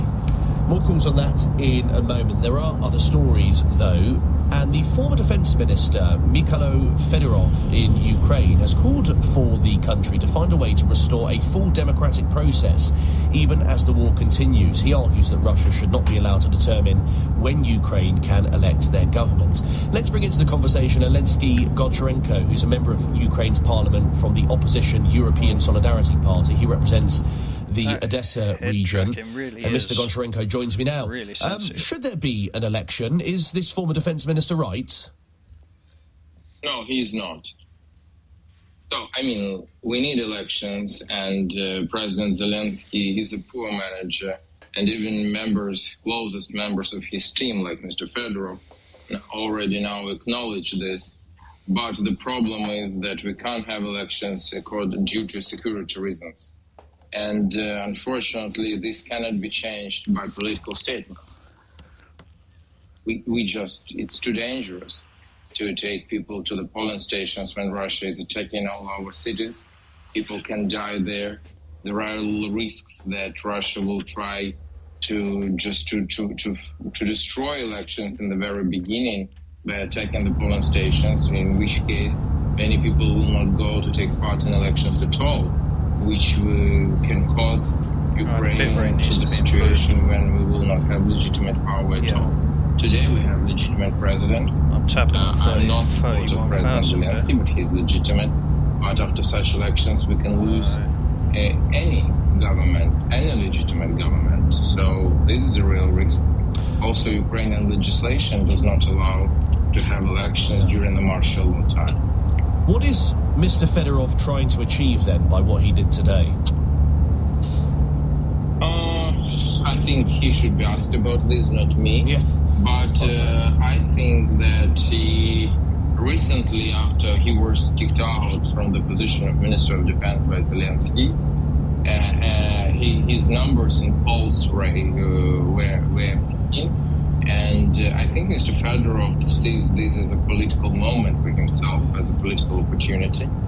But the problem is that I think that politicians should think not only about his own political interest, but about country's interest and people and Ukrainian people interest, and about all threats that we have. Once again, I will be happy to see elections because I think that we need to change the president. I think Zelensky, who made a great job in rallying the world around Ukraine, but he completely failed to manage the country from inside. A lot of accusations in corruption. Today, one of his closest aides, deputy head of presidential office, Mrs. Mudra, was accused in corruption and was investigated and searched. And this is a big problem. But we are in a kind of trap. This government is a poor government, but at the same time, we don't have a chance to change it in a democratic and legitimate way. And the only way would be, what, for Mr. Zelensky or President Zelensky, I should say, to stand aside? And that's something that you're not willing for? The best option would be if President Zelensky, like the United Kingdom, did not have elections between 1935 and 1945. And nobody questioned why. But what was done in the United Kingdom by Sir Winston Churchill, who made it a national unity government, and there was an inclusive process where all political parties, including opposition, were invited to take part in the government and to work for the country. Unfortunately, that is something which Zelensky doesn't do. He is very autocratic. He doesn't want to share the power and responsibility. This is a big problem. But at the same time, as I already told you, we don't have a real path to change him democratically in a legitimate way. Noting what you say, that it doesn't, under the Constitution, allow for there to be an election during wartime, I've heard commentators over here say that this has been the most sort of fraught day for President Zelensky. He's under a lot of pressure, and this well-respected former defence minister, who I understand has served under various sort of incarnations of the government, this puts President Zelensky under a lot of pressure. Do you agree that this is the most pressure he's been under internally in Ukraine since the start of the war? A year ago, he was also under hard pressure when he tried to take control of anti-corruptional bodies. He's left. And it was also a hard moment for him, and he needed to backpedal. Now he's again under hard pressure. I want to add several words about former Minister of Defense. He also said yesterday that the system which was built in Ukraine by Zelensky and his team is bad and corrupt. The problem is that he was essential part of all this system for more than 7 years. And he was not, like I was fighting, for example, against the system from the very beginning. But Mr. Fedorov was not just a part of the system, but one of the architects of the system. So it looks like a month ago, when he was a Minister of Defense, he was okay with not having elections and with the system. Now, when he's not okay in this. Is he sincere? That's the open question. And lastly, can I ask about Odessa, your region, and what we've seen in recent days from Russia? I read about stadiums being targeted and whatnot. I wonder if you could give us an update of what's been happening in your region. Keep left. It's a bad situation. Russia concentrated their efforts on Odessa and on the Black Sea region of Ukraine because they want to stop the commercial navigation in the Black Sea. And unfortunately, they succeeded to do this, which will mean, if it will not be changed, that soon the food prices in the world will go up, because Ukraine is one of the most important agricultural exporters in the world. According to United Nations estimations, 400 million people in the world are dependent from the calories from Ukrainian crops. So it's a very big problem, not just for Ukraine, but for the whole world. And we hope very much that the world, especially major maritime powers like United Kingdom, will help us to get out of this situation, to stop these Russian efforts, and to restore commercial navigation and agricultural export of Ukraine. Thank you very much for your time. That's Alexei Goncharenko, who's a member of Ukraine's parliament from the opposition European Solidarity Party, as we heard there, representing Odessa. Staying with Europe, and this time in terms of migration, let's go to Hamburg and speak to Ulf. Hello, Ulf. Good evening. Good evening. Well, irregular migration is a problem that transcends all borders, literally. So it makes sense to cooperate on an international level or on a European level.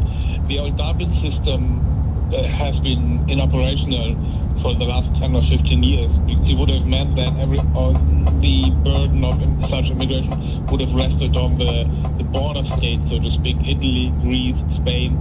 That was impossible. That's why.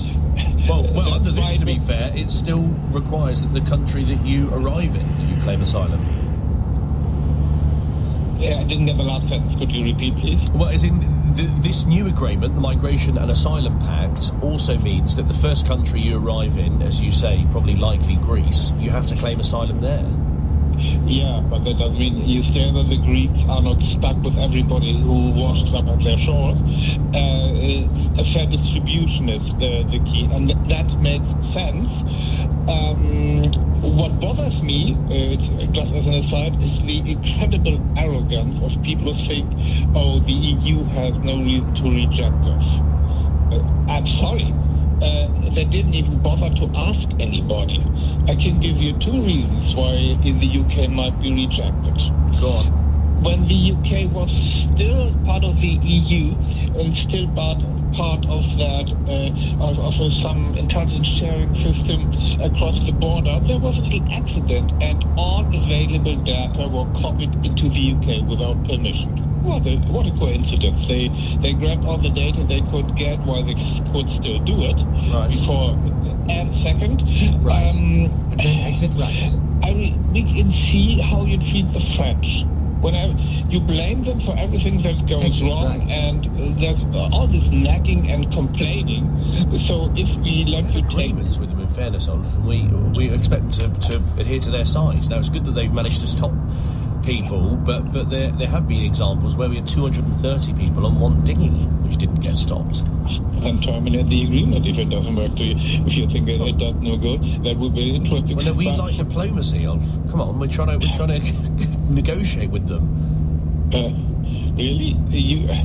Anyway, you've been negotiating with the EU has been rather irritating for quite some time. So if we let you in, we must actually charge you money. For what reason is there to not have us? That will depend on how you behave, because you keep complaining and you will always blame somebody else for your problems. And once you're in that one organization, you will expect us to solve your problems and start screaming, shouting if that does work out according to your ideas. And that will be quite irritating. Sorry, the past 10 years have taught us a lot about your attitudes, especially of your politicians, and it's not good. So, and there's one more thing. It's not the case of the Brits wanting to cherry pick. Oh, we like this of the EU, but not this and not that. We take the one and not the other. And you remember what you were told about cherry picking, don't you?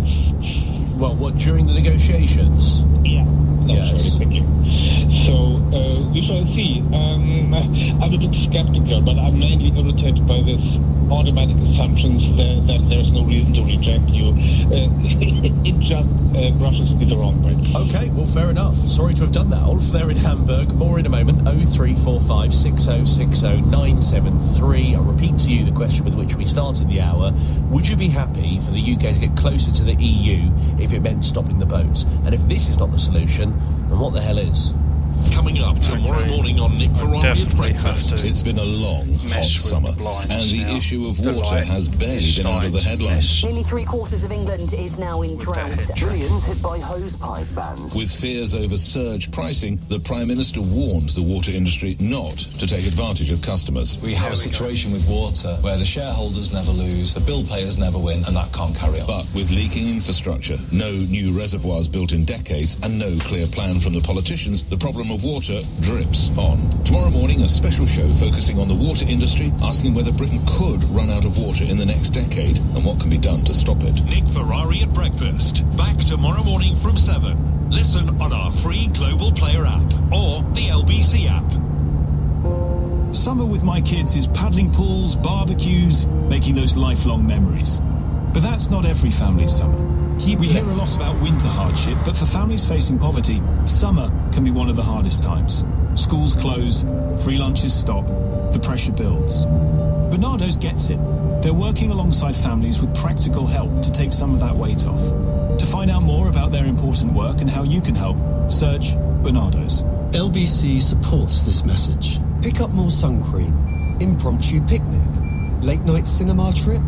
Do more this summer. Hop on and off with the Weekend Hopper. Get unlimited weekend bus and tram journeys for £1.75 per day every Saturday and Sunday from the 25th of July. Plan your journey with the TfL Go app. To the Mayor of London and TfL, every journey matters. Offer valid from 4:30 a.m. on the 25th of July until 23:59 Monday the 31st of August. Always use the same card or device when touching in. For more information, search TfL Hopper. Switching to Vodafone full fibre broadband is now as easy as pie. Oh, freshly baked. It's a walk in the park. Yeah, right. Hello, little fella. It's like taking candy from a baby. Come on, as if I'd do that. With One Touch Switch, it's easy. We sort everything out for you. We even contact your current provider. Plus, we'll help towards leaving fees. Switch today to full fibre broadband with Vodafone. Up to £200 credit to cover leaving fees. More information and terms at vodafone.co.uk/broadband. Get ready for late summer gatherings with the Oak Furniture Land Bank Holiday Sale and save on every range. Choose a stylish dining table and serve up delicious moments that'll bring everyone together for many summers to come. From dining to sofas and beds, now get 4 years interest-free credit from $4.99 with no deposit. Discover style that lasts a lifetime in the Oak Furniture Land Bank Holiday Sale. Now on. Finance T's and C's apply. Oak Furniture Land FRN 928005 is a credit broker, not a lender. Ends 6th of September. This is LBC. Message Henry Riley on WhatsApp now. 0345 6060 973. 7:48, coming up after 8, we're going to be talking about homelessness, and you may have heard my colleagues talk about this on LBC today. Andy Burnham calling on wider society to help end homelessness, or rough sleeping actually, it should say, by Christmas. Is that even possible? Do you think Andy Burnham is the man to achieve it, and why have we not managed to eradicate rough sleeping thus far? And what do you make of the fact Andy Burnham is going to donate 15% of his salary as Prime Minister to the homelessness fight? An important gesture or a gimmick? Come to your views on that after 8. We're talking, though, about the Lib Dem policy with regards to small boats, and Peter's in Leytonstone. Hi, Peter. Oh, Henry. Hello, mate. How are you? Yeah, not too bad, thanks, sir. Yeah, good. Well, I noticed that Davy's tune has changed a bit, isn't it? It was, let's get them all processed. I've heard a couple of his other MPs saying we need to get these guys processed. There was nothing ever about stopping the boats coming over. Yeah. So he's obviously thought this could be a vote loser for us and changed his tune. Well, I mean, they've probably seen the polls, to be honest. It consistently ranks as one of the highest issues. Well, obviously, with what's happened. But my own feeling is, and me and probably 80% of the country, is that we're tinkering around the edges, aren't we? They need to go back. You know, we can't mess around now. We've got too many people here. What's it costing, 24 billion a year to keep these guys? Yeah. But it's 6 billion a year. Certainly. Sorry, 24 billion by the end of the Parliament. Right, I don't know. I'm not disputing that. I haven't seen that figure, Peter. But you're right. I mean, it's let's not split hairs. I mean, you're right. We said it's £6 million a day on hotels. That might have gone down slightly. Various other costs. Clearly, it is expensive. But that doesn't mean that we shouldn't not take people in, right? So we still. I mean, I think we need a fair system. Clearly, the system at the moment isn't fair. It isn't working. But if you are under some sort of pooled system where you do help and take in asylum seekers, I think that's a positive thing.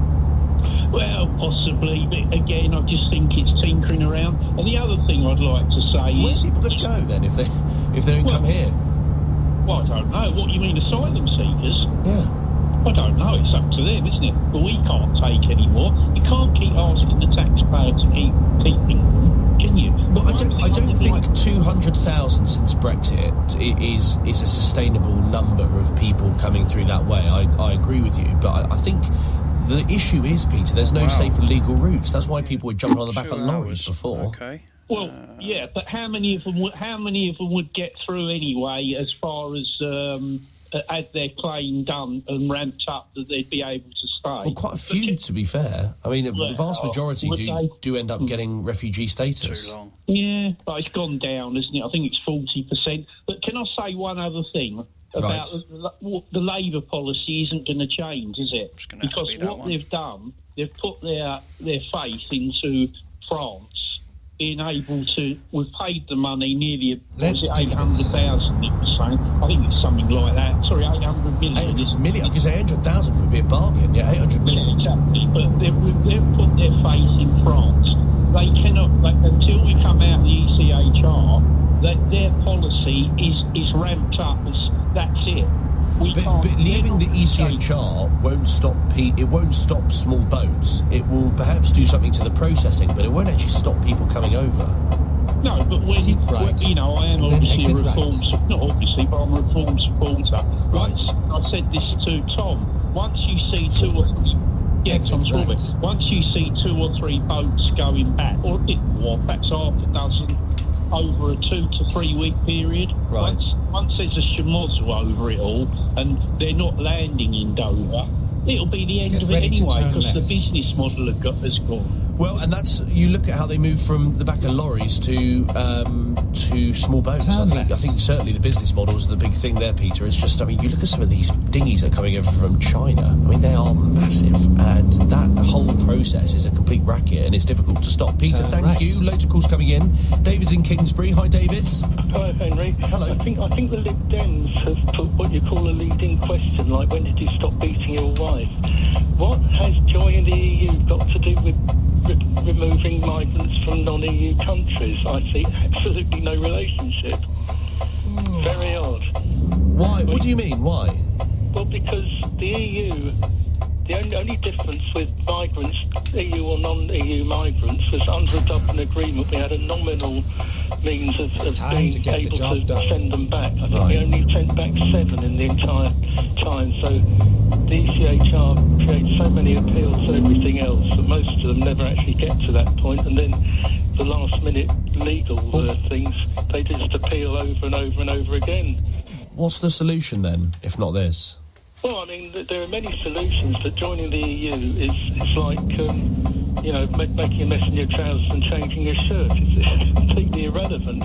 So, I mean, the first solution, the Rwanda solution, did you remember that 3,000 migrants ran away to Ireland the day that the law passed? It wasn't even in operation yet, and they knew their time was up. There certainly were people going to Ireland, yeah. I mean, part of the issue was no one went there other than politicians.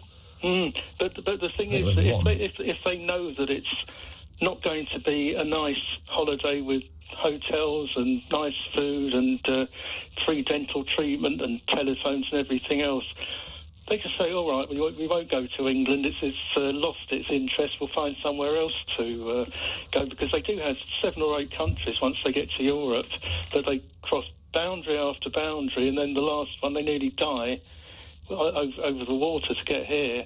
OK, thanks, David. Another view there in Kingsbury. Let's stay with David and talk to one in Southampton. Hello.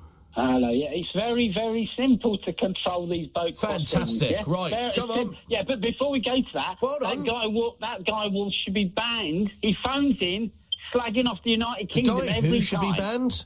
Pardon? Who should be banned? Wolf. Wolf, the guy in Germany. He phones in, slagging off the United Kingdom every time. Anyway, forget that. But he doesn't live here, so banned from what? Listening to LBC? He phones in to LBC slagging off the United Kingdom every time. David, can I ask you a question? But anyway, no. Can I ask you a question? Do you believe in free speech? Not with people who you disagree with. Phone in to foreign programmes slagging off the United Kingdom. Coming over here, calling our programmes from Hamburg. It's very simple to control the boat crossing. Get on with it, David. You just said you got the solution. You need to control the supplies of boats. Right, do you not think they've thought of that already? Ready to and it shuts down straight away. Yeah, they're being shipped in from China now, David. Right, so Europe can control the entry of these boats. There can only be a small number of supplies around the world. It's simple, very simple. I don't know what the United Kingdom doing, don't know what Europe is doing. They just they've created this themselves, allowing this to continue. But banning the sale of dinghies, I mean, that's... You can control it. How many dinghies are being sold each day? Loads, but it's not like it's being sold on the open market. There can only be But David, it's all very well you saying we're trying to... Very simple. Well, it might be to you, but we're trying to track down where these dinghies are even being manufactured. How many years are we going to go on tracking You're interrupting me. We've got people going... We've got literally officials from the UK and other countries trying to work out where they're building these blooming things. Come on, Henry, look, you know it's simple. You know it's simple, because people have thought of it and it hasn't worked, David. Go and look at how many people are making these boats and how many people have said... It's a relatively small number. You can control it. OK. Thank you very much, David. David there in Southampton. Let's go to Lee, who is in Bushy. Hello, Lee. Hello. Hello? Is that you? Yes. What would you like to say? What have I got to say? Well, everyone seems to be attacking this from the wrong way.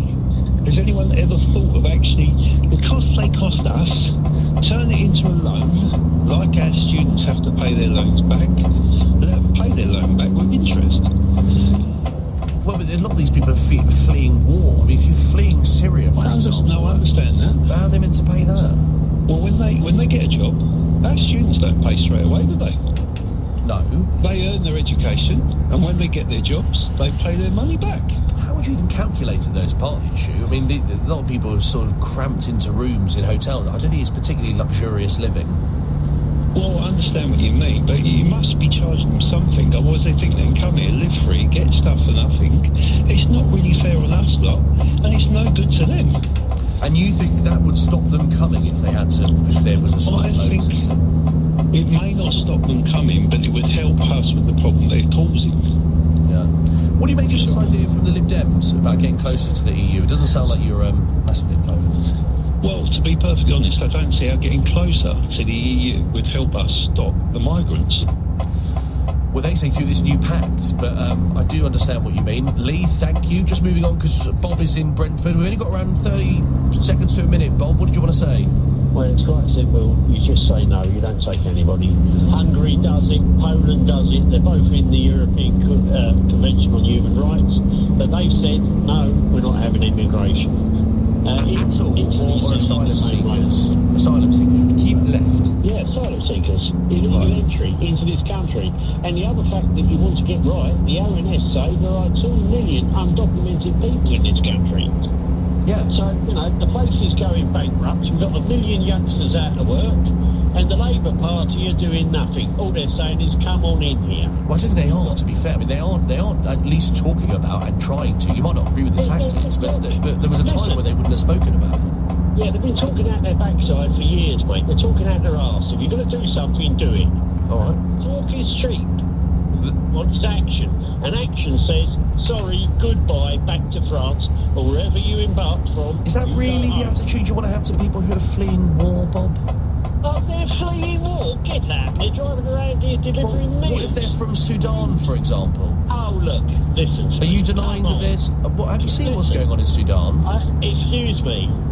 What's been going on in Sudan? What's going on here? Look, what's going on in England? What's going on when people can't walk the a genocide street, like in Sudan?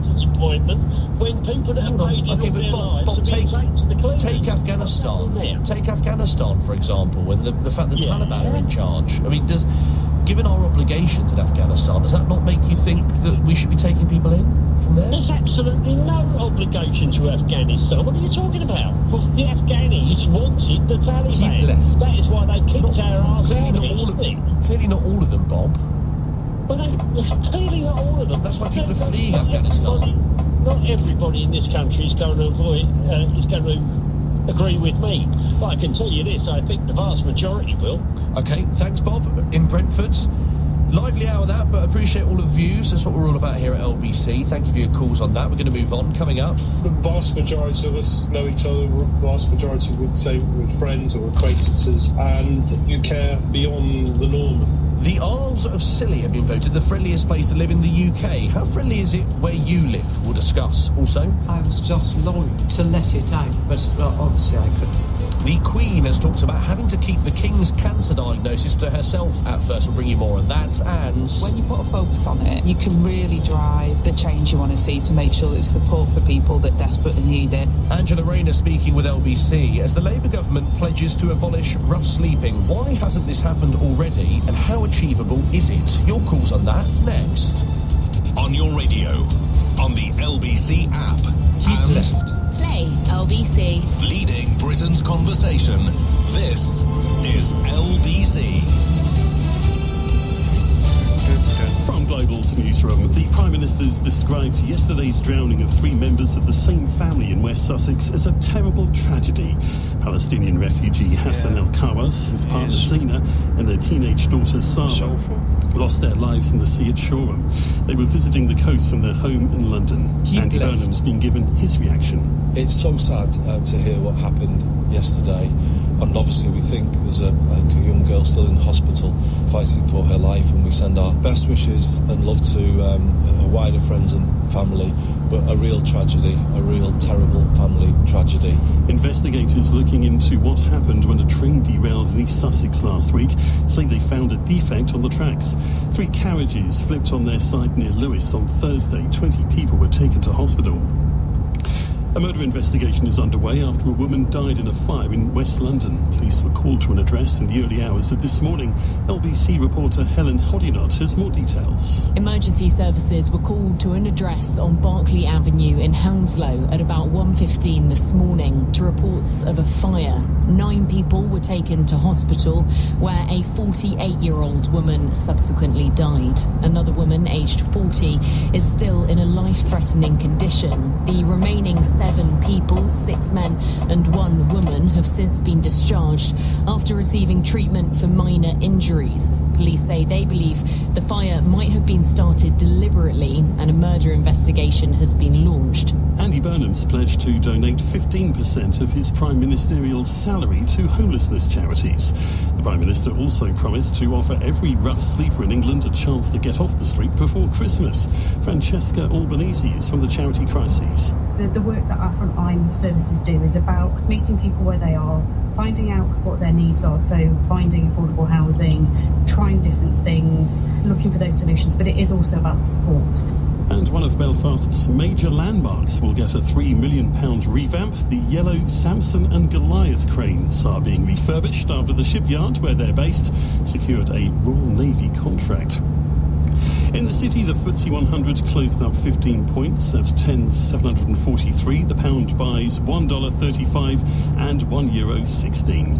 LBC weather, a mix of clear spells and showers overnight, with the potential for thunderstorms in northern areas of the UK, a low of 10 degrees. Tomorrow, sunny spells and scattered showers, and feeling cool across the UK with a high of 23.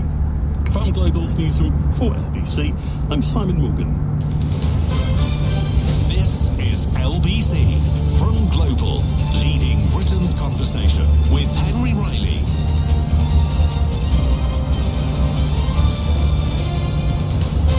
And a very good evening to you. 4 minutes after 8 is the time. You're listening to Henry Riley here on LBC, talking this hour about something which many of my colleagues have touched on today, understandably, because it is the big government announcement, as it were, and it's something Andy Burnham has frequently spoken about, and that's the issue of rough sleeping. And before we run through the announcement by Mr. Burnham, I can really only, as someone who has never experienced homelessness or rough sleeping or any form of homelessness, I'm relying on you this hour really to tell me, if you have experienced that, how did you get yourself out of it? Did you find, or what was your experience of being on the streets? I mean, if you were homeless, then do get in touch, but particularly if you were sleeping rough at one point, what was your experience of sleeping on the streets? What help did you need? Andy Burnham's saying he will eliminate rough sleeping altogether. Well, of course, no case is the same, but if we imagine, roughly 5,000 people, according to the latest snapshot, would be rough sleeping, although I know experts think that could be significantly higher. What did you need at that time that would have got you off the streets and into accommodation? Because I'm acutely aware it is not solely a housing issue. There are also addiction issues at play as well. And if you were successful in coming off the streets, what meant that you managed to avoid going back? What support did you need after you were presumably given accommodation or in accommodation and supported? What support did you get or did you need that meant that you never fell back into that spiral? 0345 6060 973 is the number to call. And on the politics of this, do you think that Andy Burnham is the man to do it? Are you convinced that this government can achieve a policy goal of eliminating rough sleeping altogether? 0345 6060 973. The other aspect of this is, what do you make of Andy Burnham, who's announced that he will donate 15% of his salary to homeless charities? He's exclusively told the big issue. He wouldn't ask anyone to do anything that I'm not prepared to do, pledging to give a portion of his parliamentary earnings to the homelessness cause, 15% of his Prime Minister's salary. Is that leading from the front or a gimmick? Before we speak with some experts on this, it was the Prime Minister's first policy announcement. Came in a speech that he gave on the steps of Downing Street. If he doesn't, then it was a gimmick, and he should be judged for that. To live well, building a more preventative state, investing in people's success rather than paying for failure. And that work starts now. I will soon go through that door behind me and issue my first instruction to end rough sleeping in our country. Let's see him do in the background as well, playing all sorts of music. And this afternoon he explained to LBC why it was so important to help him. those who are on their arse. Sleep on a doorway or on a bench or on the streets in this day and age, in my view. We've got too used perhaps to walking past, and that shouldn't be how it is. And actually, do you know what? It may sound strange to say this, but leaving people sleeping rough can cost more than giving them simple accommodation. If you are sleeping rough, you get catastrophic damage to your physical and mental health. That can lead to long stays in hospital, and that costs more than a simple room. It's the right thing to do on every level. Community Secretary Angela Rayner is allocating significant funds to. And he mentioned Angela Rayner this morning. My LBC colleague Nick Ferrari was joined by the woman. We just heard him reference the Housing Secretary Angela Rayner. Nick asked her whether the government will have failed if there are still people sleeping on England's streets by the end of the year. I'd see it as a failure if I haven't given people the options. I accept that some people at that time it might not be the right time for them. But what I want to do is I want to make sure that those people have that option and that we're reaching out to them. You can't just go around once and say, can I help you? And they say no. And you say, okay, I've done my job. And I know that as someone who worked in the care sector, sometimes you have to go back a couple of times and keep relentlessly going at it. So, my task is to do everything I can continually to say to people who are rough sleeping, there is an option for you. The door is open. I want to help you. What can we do to help you?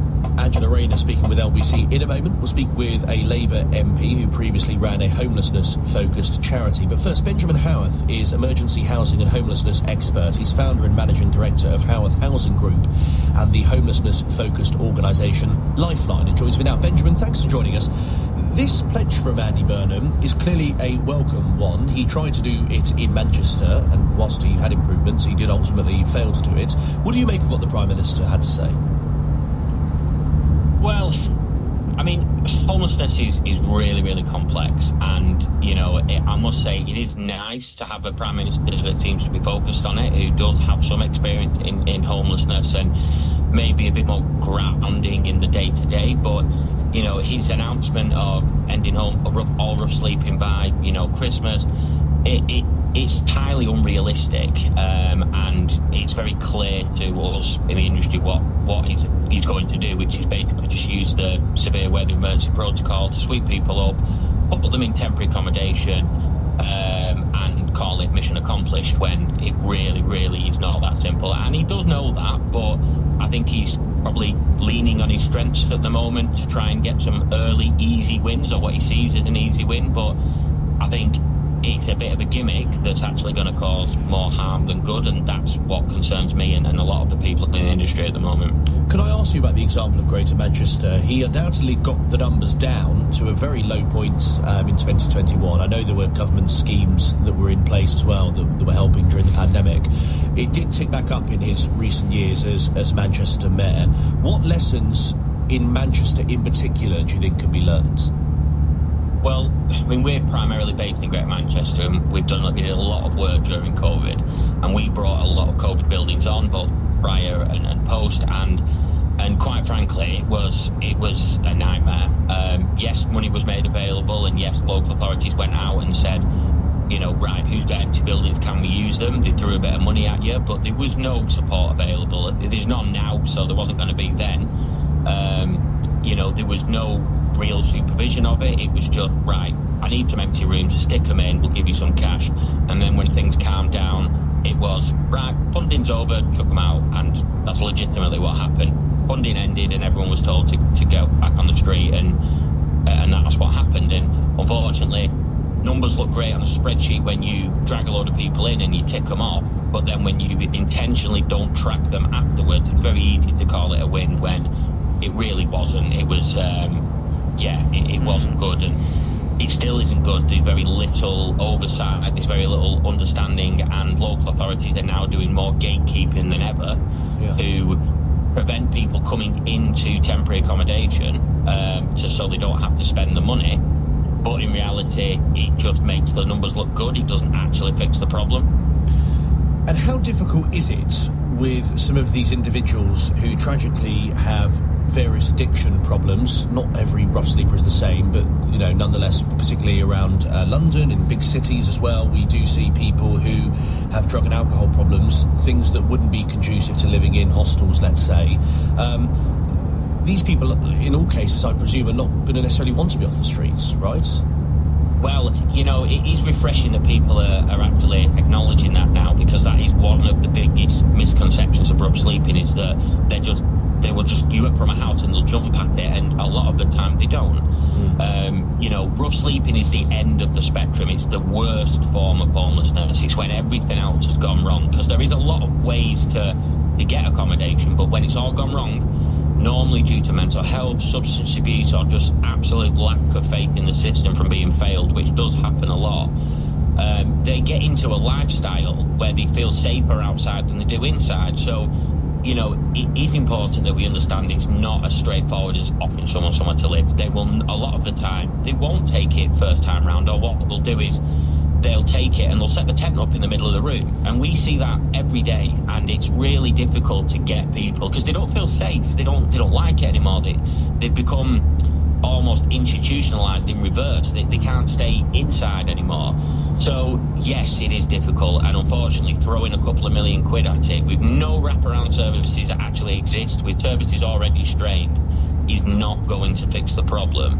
The way to fix it is by tackling the core root issues, and they need to start very early on, and they are going to take decades to actually see any real results. But unfortunately, we don't live in a political world where people are willing to spend 10 years fixing a problem. If they can't fix it in 2 to 3 years, they don't bother because it looks bad, and that's the challenge that we've got. And I'm just hoping that Andy Burnham, who does have good knowledge of it, I would say he's probably one of the prime ministers that's probably got the best knowledge of homelessness. Yeah. Doesn't just pull some gimmicks, understands that it's going to take that long-term investment. Okay, thank you, Benjamin. Really good to speak with you. I hope we'll talk again soon. Benjamin Howarth is emergency housing and homelessness expert, managing director of the Howarth Housing Group, and also Lifeline. Tom Hayes is Labour MP for Bournemouth East. He previously ran a homelessness-focused charity. You've heard what Benjamin Howarth has had to say there. I mean, he's quite sceptical. Whilst it's a bold pledge, it's a lot of money invested, that it hasn't necessarily come with that wraparound care that's required. What would you say to that? Well, it's good to be on your show this evening, and can I just say as well that I'm really pleased you're asking for people with experience of rough sleeping to call in, because this is a conversation we've not been having and we haven't been hearing from those people. I would agree entirely that we need to have that wraparound support.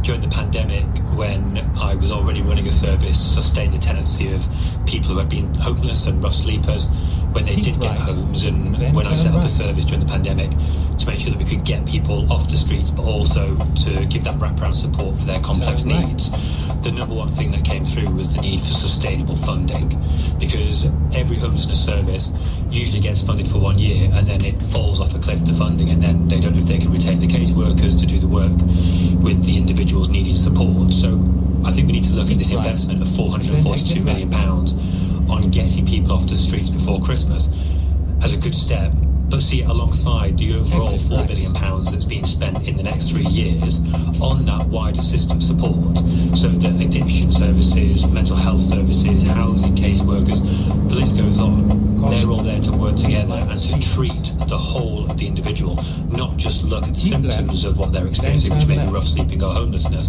but look at the reasons why they're homeless, which is often down to trauma.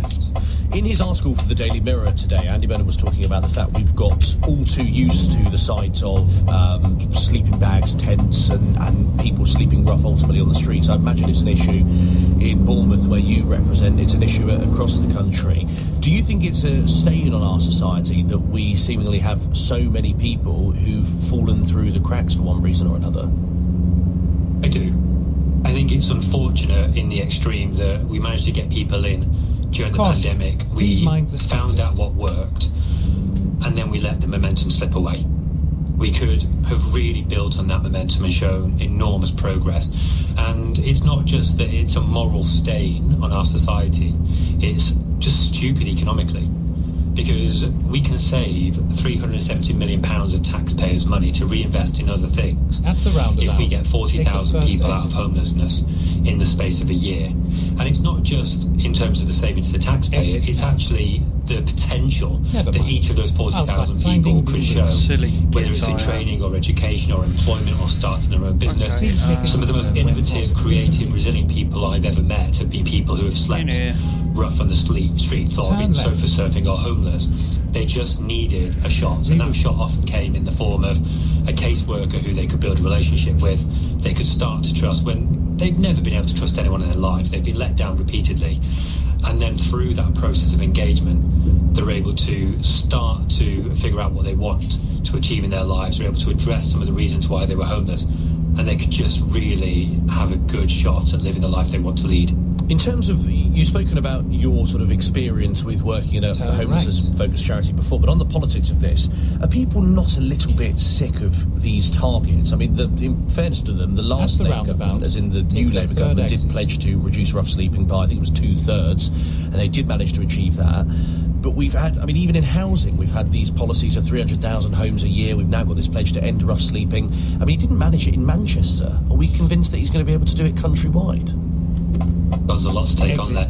First of all, I hate to correct you, but we didn't commit to 300,000 homes a year. We committed to 1.5 million over a lifetime. Okay, fine. But which would work out at 300 a year. But I see what you mean. Yes, it's not all in one go. Fine. But we didn't commit to annual targets, in part because we knew the housing market was sluggish and we had to build back up. There's still that target of 1.5 million over 5 years. Still a target of 1.5 million pounds. And then the wider question that you're asking here about what about a big target? You know what? Isn't it just nice to actually have a big, bold, ambitious target? I've been speaking to homelessness leaders here in Bournemouth, and they're excited about the fact that, first of all, we're talking about homelessness and rough sleeping. Second of all, the money's going in. Thirdly, it's part of that overall sustainable package that they've been calling for. And then lastly, we are going to aim big. It's a moonshot. And as Angela Rainey was saying earlier, we may not get everybody in, but we're certainly going to give every single person the opportunity to come in. We're going to do everything we can to create the trust that they need to come into a hostel and to start to recover their lives. And on the question about Andy Burnham and what he achieved in Manchester and Greater Manchester, he did a bloody good shot at it, but he did all that he could within the confines of a Conservative government, sticking one arm up his back. He's gone from Greater Manchester to the most important political office in the land, I think, in part because he does see rough sleeping as a stain on our society and he wants to do something about it with the power he holds. And again, I'm just pleased that we are seeing national leadership, which will set big targets, actually look at the power they hold and seek to wield it for good. Lastly, what do you think about the fact he's giving 15% of his Prime Minister's salary to homelessness charities? Do you think it's a good idea or a bit of a gimmick? I think it's a good idea. He did give 15% of his salary while he was the elected mayor of Greater Manchester. He thinks that as the Prime Minister making the most important decisions in the land on homelessness, he's got to be able to back up his words. And I know what question you're going to ask. No, I actually wasn't going to ask that, but feel free to answer it if you want. Well, I mean, I don't disclose what giving I do, but I do give to homelessness services because it's something that means a lot to me. I led homelessness services. I've sat alongside rough sleepers. I've spoken with them when they didn't want to go into a hostel, perhaps because the hostel wouldn't take their dog, and their dog is the thing that looks after them and they love the most in the world, and they've never been able to trust anybody, so it's clearly something which is very dear to my heart. I genuinely wasn't going to ask that, Tom, but thank you. Smile on your face. No, I promise it was just because I'd seen you. Thank you, Tom, for joining us. Tom Hayes, it's the Labour MP for Bournemouth East. I do hate when politicians are constantly harangued. Are you going to give up this percentage of your salary to charity, Minister or MP? And he could see it coming a mile off, but I genuinely wasn't going to get onto that. But as he said that he does give to charity. You can comment on that, by the way. Comment on whether you think it is a gimmick for Andy Burnham to give 15% of his MP salary to charity. I think ultimately we live in a vibe-based politics era, and if he's serious about this, it probably makes sense to do that. But ultimately, I'm after your stories of homelessness. Is this even possible if you work in the sector, if you've been a rough sleeper? Is this possible? And what helped you turn your life around and get off the streets? Coming to your calls next. Weekdays from 7 a.m. Can you tell my listeners what is true and what is not? Straight to the point. What are we getting in return for the money? Nick Ferrari at breakfast on LBC. Work really does not pay. Listen on our free Global Player app or the LBC app. Download it now from your App Store. At Waitrose, you know you're a food lover when you're more gripped by the desserts you took to the park than your true crime book.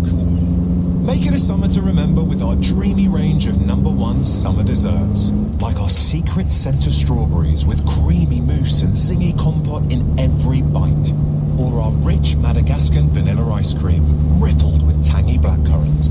Available now at Waitrose, the home of food lovers.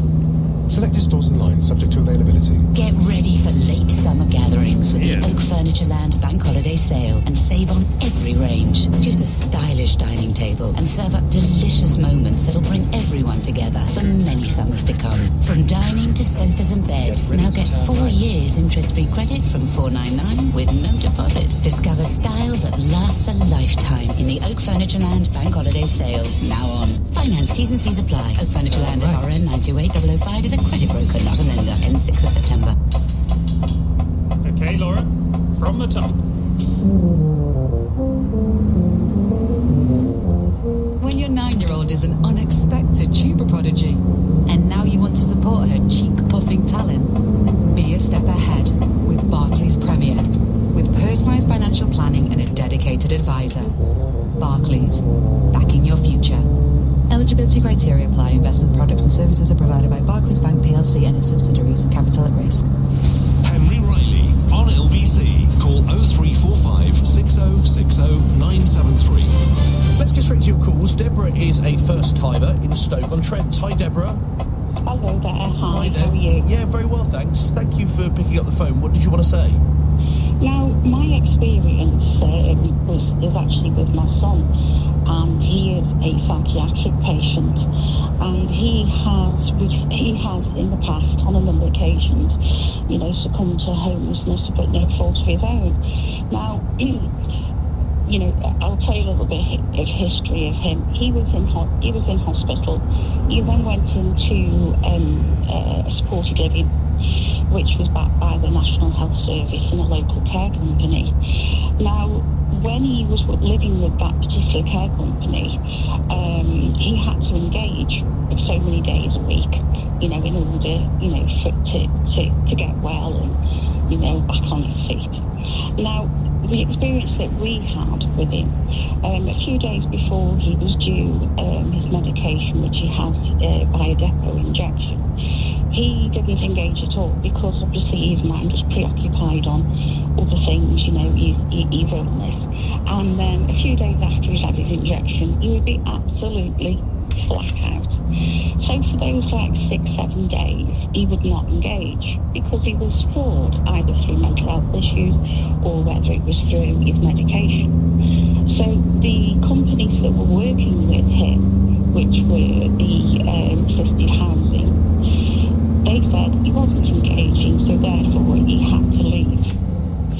So, and at that time, and he still is, he still works with the National Health, the mental health team. And no fault of his own, actually today, he had to leave the supported housing because he hadn't been engaging because of his, he wasn't functioning before or after his injection. And today, we were told that we needed to go to the hub of the local council to find him somewhere for tonight. Now, this has happened to him a number of times. It's an ongoing circle. He's had mental health problems for a good 20 years. Right. And they put him in a hostel. And before Christmas last year, they put him in a hostel, which was run down. The room that they gave him was a single bed with a dirty mattress and there was a sheet at the window, which obviously is not going to help anybody's mental health. He also lived in this particular hotel with 30 other men. There was 2 toilets, 1 shower, and the majority of the people who were living there had drug and alcohol addictions. And consequently, my son he's not well. He did actually get beat up. He left. So he left this particular hotel. Yeah. And he went to live in a shop, which was derelict. Oh, it's in what? Yeah. Sort of squatting in a way, or yeah, squatting. Yeah. And then the mental health team had to pick him up again. Yeah. And he had to live in different hostels until they found him an alternative provision. Right. Now, there are a lot of people out there, in the country that are dealing with exactly the same, situation. And that's not their fault either, but there are also people who don't want to live like other people. They're quite happy to live on the street. Yeah, and that example you cite of, it's all very well getting the 5,000 or so people, I think people think it's more, but whatever number of rough sleepers there are, if you're piling them into an area where they're going to be even more exposed than they are on the streets to drugs and alcohol, and also at risk of violence, I mean, that's tough. Well, very vulnerable for people who are already extremely vulnerable. Yeah, so what, we do need. Do you think? I totally get your concerns, by the way, Deborah, and I'm so sorry to hear what's happening with your son, what you're dealing with. Are you at least pleased that a Prime Minister is talking about this? Because I think for too long we put it in the too difficult box, didn't we? Yeah, absolutely. Well, unfortunately, what I think that would be a good idea is if they open some of these hotels which have been closed or refurbished, with the asylum seekers in there. Yeah. Because I do believe that some people who are homeless, of no fault of their own, are being given, what can I say, the bad end of accommodation. It's as if anything would do for the homeless. You're lucky to have a roof over your head. You're lucky, if you've got damp in the room. You're lucky if you're sharing a toilet with 30 men. It's not good enough. And I do wonder, I mean, if you look at Finland, I know they've had an uptick in homeless or rough sleepers, but they're always seen as the sort of leading example of this. And the way they did it was that wraparound care that you need. You can't just dump someone in a even if they've got a roof under their head, you have to have the mental health support, you have to have the counselling, you have to help them, because otherwise it's a cycle. And ultimately the question is, Deborah, is whether someone's willing to commit to that, right? And that's going to be expensive and going to be, it's going to require an awful lot of thinking in government, isn't it? Yeah, but you've also got to think as well, when these, the patients or they've lost their service users have lost their home for no fault of their own, because they're too unwell to engage. The mental health team, the National Health Service, are still paying for that accommodation for that night, whether it's a hotel or whether it's a hostel. They are still being paid that money. The money is still there. In my eyes, it's still there. But what they are doing is, with mental health patients or anybody who comes out of any sort of care, whether it's youngsters leaving foster care or whatever, and they elect homeless, it has to do something. You can't just leave these people, on the streets, especially when they are so vulnerable. Thank you so much for calling in. Really good to hear from you, and I'm so sorry to hear, as I say, what's going on with your son, but I think it's so important to hear from people like you, Deborah, who are experiencing this, and I'm talking in sort of abstract terms about how important the policy is and about X, Y and Z components of it and how difficult it's going to be. But I think it really puts it into perspective when you're talking about what's happened with your son and what you're dealing with. So thank you very much for calling in on that. More in a moment. 0345 6060 973. If you work in this field, but specifically if you've been, I know homeless is a very sort of all-encompassing term, but if we focus on rough sleeping, for example, this is a very bold pledge by the Prime Minister. I wonder if you think it's something he can adhere to. 0345 6060 973. And if so, how's he going to do it? Your calls on that. Also, I was just longing to let it out, but obviously I couldn't. Queen Camilla speaking for the first time about the pressure of keeping the King's cancer a secret in the early stages of his treatment. We'll speak about the challenges of dealing with a cancer diagnosis in a moment. 8:31 news headlines. Simon Morgan. 3 people who died after going into the sea in Shoreham in West Sussex have been identified as a Palestinian couple and their teenage daughter. A younger girl remains in a critical condition in hospital. Consul. Rail investigators say there was a defect on the track where a train derailed in East Sussex last week. They've released a photograph which shows a kink in the railway near Lewes. And the Prime Minister is promising every rough sleeper in England will be offered accommodation by this Christmas. The government's pledging more than £100 million on top of existing funding to help those living on the streets. LBC weather, a mix of clear spells and showers overnight with the potential for thunderstorms in northern areas of the UK, a low of 10 degrees. This is LBC. Switching to Vodafone full fibre broadband is now as easy as pie. Oh, freshly baked. It's a walk in the park. Hello, little fella. It's like taking candy from a baby. Come on, as if I'd do that. With One Touch Switch, it's easy. We sort everything out for you. We even contact your current provider. Plus, we'll help towards leaving fees. Switch today to full fibre broadband with Vodafone. Up to £200 credit to cover leaving fees. More information and terms at vodafone.co.uk/broadband. Ocado price match your shop to over 10,000 products from tesco.com. So you can get everything you need for less than you think. Should free up some budget for that emergency tub of ice cream. Ocado, the online supermarket. Max £10 voucher for difference on like-for-like shop. Valid 28 days. Excludes marketplace. Products may vary. Geographical restrictions, min spend and charges apply. Terms at ocado.com/price promise.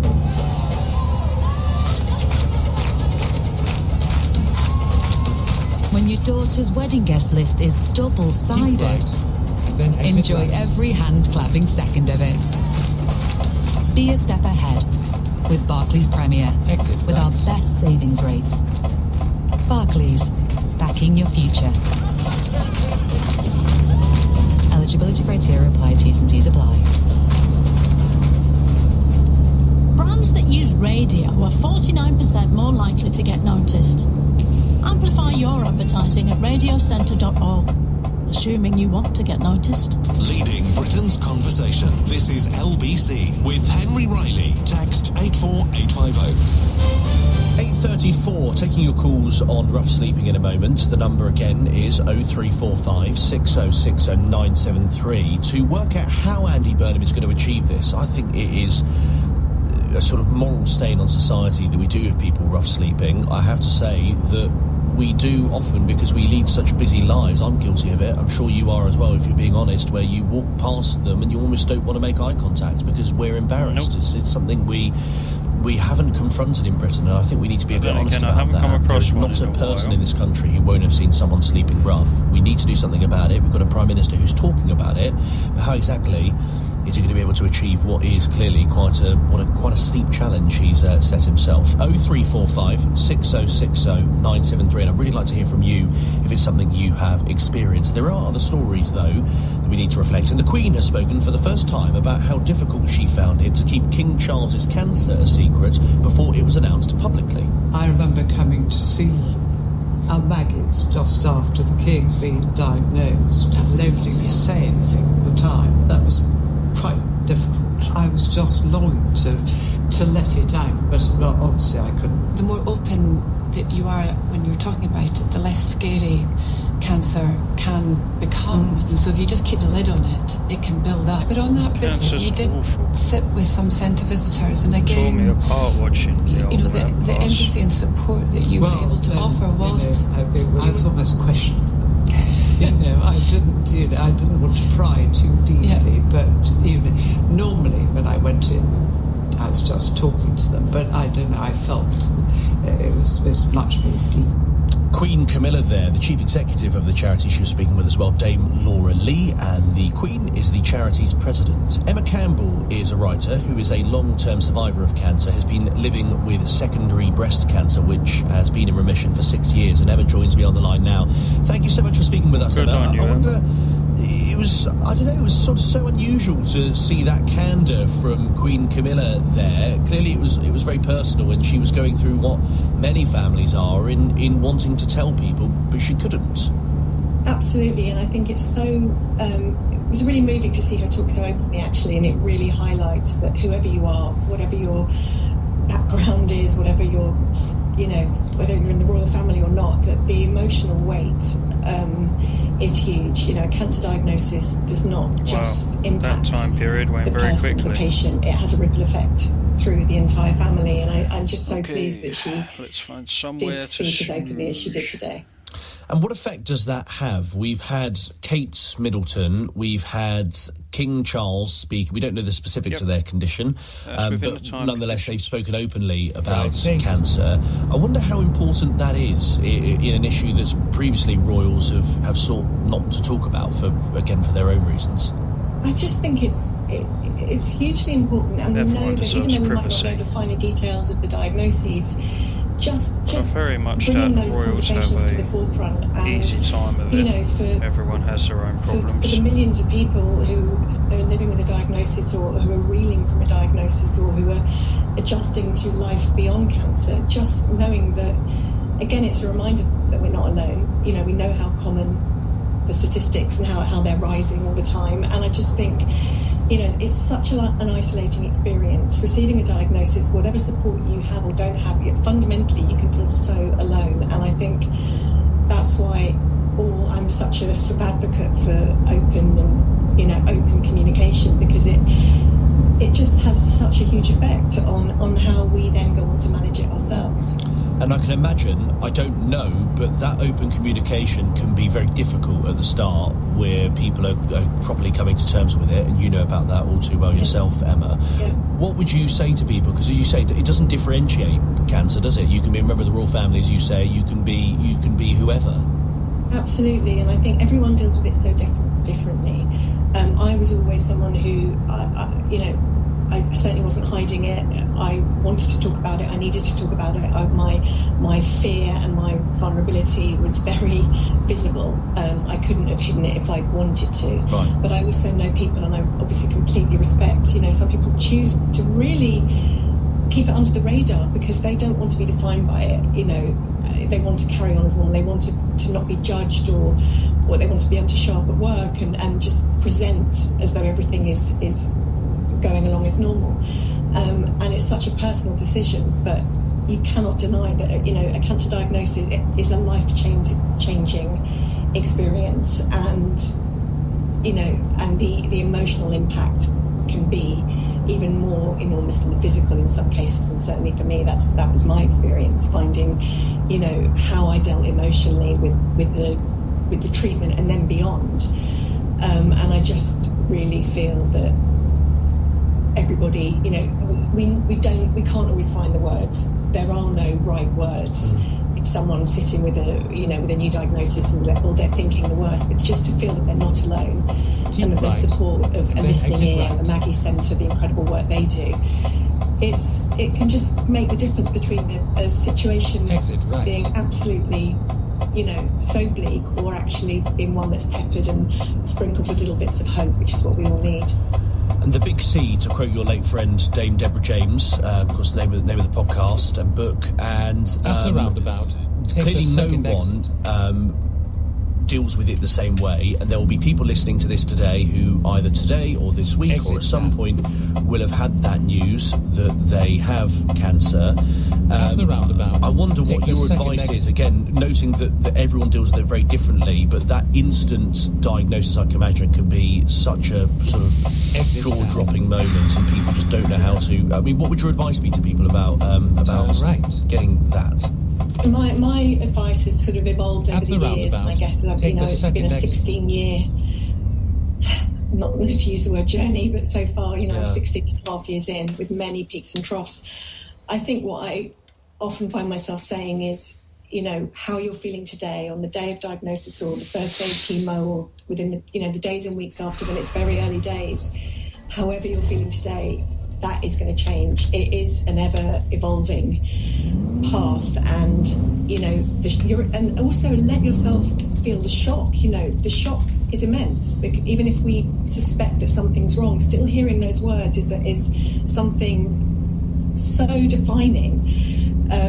And I would just really reiterate that there will be better days, and you will find yourself not believing how far you've come, and that the sun will shine again, however bleak things feel. But it's a very much but also deal with it in your own way. No one has the right to tell you how to cope with your own diagnosis. I think it's very important to also say it's our story to tell. We get to choose the words that we use or how much we want to share or not want to share. And I really feel that's something I really feel strongly about as the years have passed, that this is my experience and it's going to be different, to the next person's, but with similarities that can bond and connect. Of course. Emma, thank you so much for speaking with us. Really appreciated this evening. That's Emma Campbell, the writer who is a long-term survivor of cancer, has been living with secondary breast cancer, which has been in remission for 6 years. And as I referenced there, Emma was a friend of the late Dame Deborah James, who the King quoted in his speech about cancer, which he gave last year.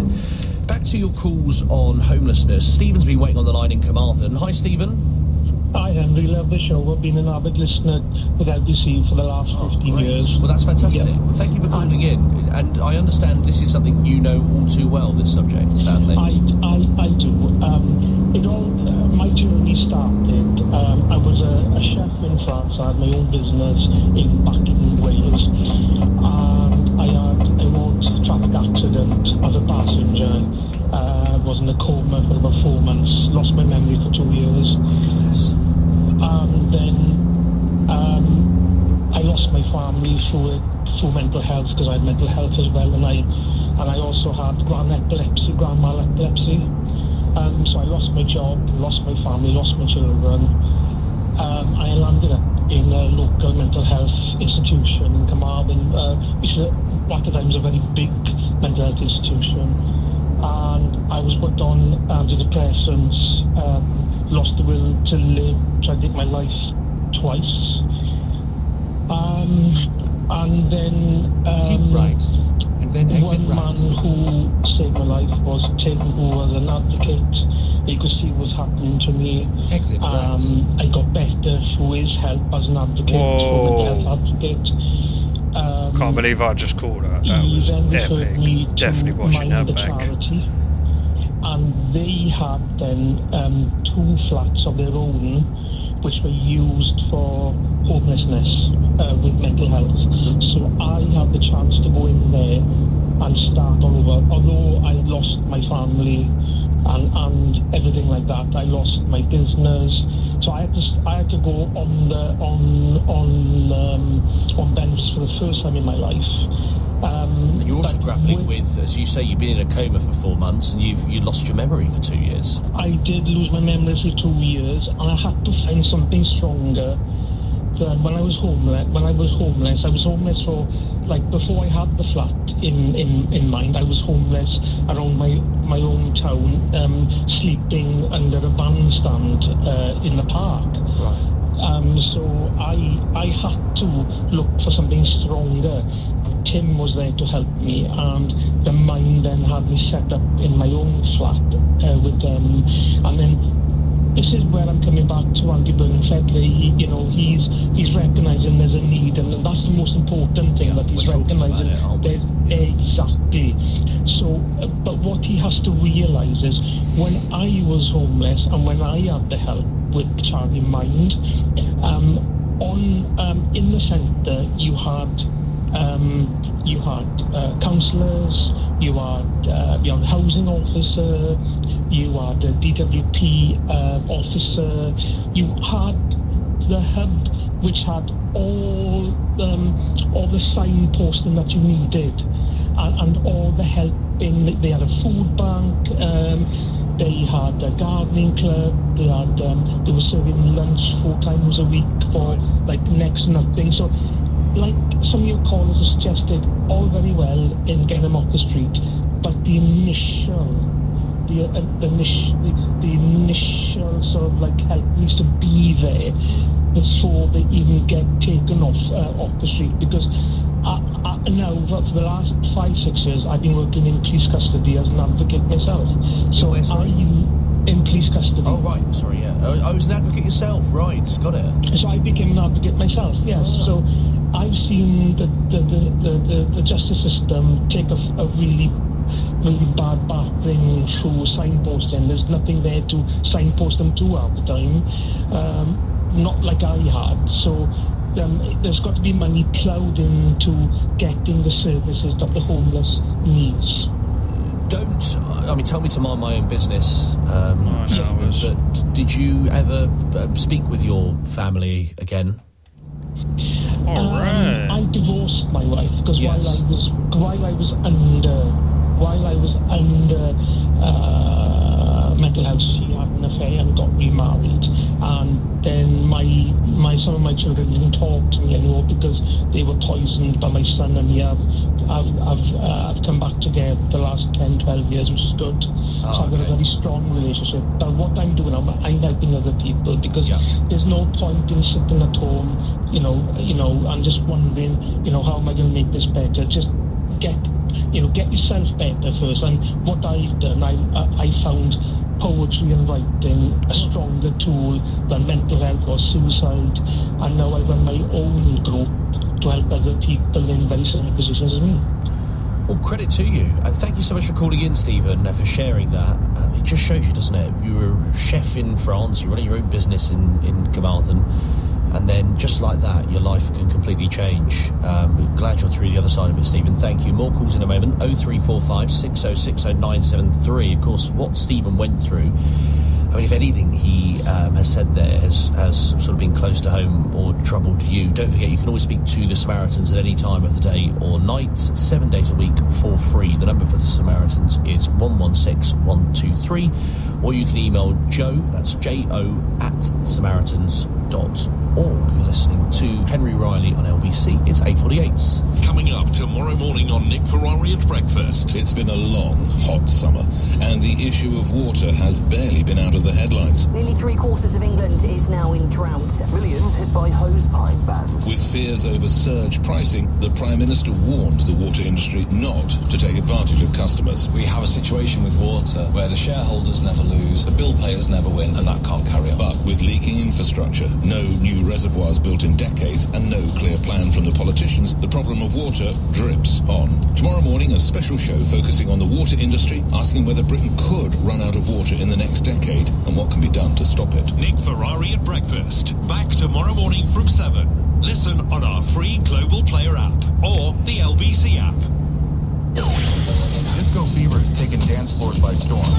Girl power is taking over the charts. Will the smartphone revolutionize the world? A lot has changed over the past 5 decades, but one thing that hasn't changed is what makes a great casino. And being backed by over 50 years of Las Vegas heritage, we should know. BetMGM Casino, the real deal. 18 plus, please gamble responsibly. Here, we see a family, completely asleep.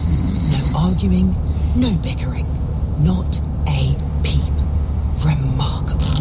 When you travel by train with Southeastern, you unlock 2-for-1 entry and great discounts at over 150 attractions across London, Kent and East Sussex, like London Zoo, the Cutty Sark and Dover Castle. Job done with 2-for-1. Terms and conditions apply. Search Southeastern Railway 2-for-1. Buy your train tickets direct and pay no booking fees. Deirdre, look, it's the Bottomleys this time, sliding across their car bonnet. Leave them be, Philip. They're just claim confident. Claim confident? Yes, by doing their own car finance compensation claim, using the FCA's free tools to help. They'll keep 100% of what they're owed. I've just done ours too. Come on! Deirdre? Deirdre? Come back here. Start yours today with help from the Financial Conduct Authority. Search Claim Confident. At Waitrose, you know you're a food lover when 25% off 6 bottles of wine and fizz means you've even got the perfect bottle to impress the wine connoisseur at your alfresco dinner. Be bottle ready this bank holiday with 25% off 6 bottles, including aromatic Sanleo Prosecco, delicate Esprit de Bougonnet Provence Rosé, and Cesti No. 1 Gabi de Gabi. Available now at Waitrose, the home of food lovers. Excludes bottles priced £6 or under, £100 or over, and boxed wines. Subject to availability. Please drink responsibly. Henry Riley on LBC. Listen on your smart speaker now. Just say, play LBC. Andrew is a first-time caller in Plymouth. Hello, Andrew. Hello. You work in this sector?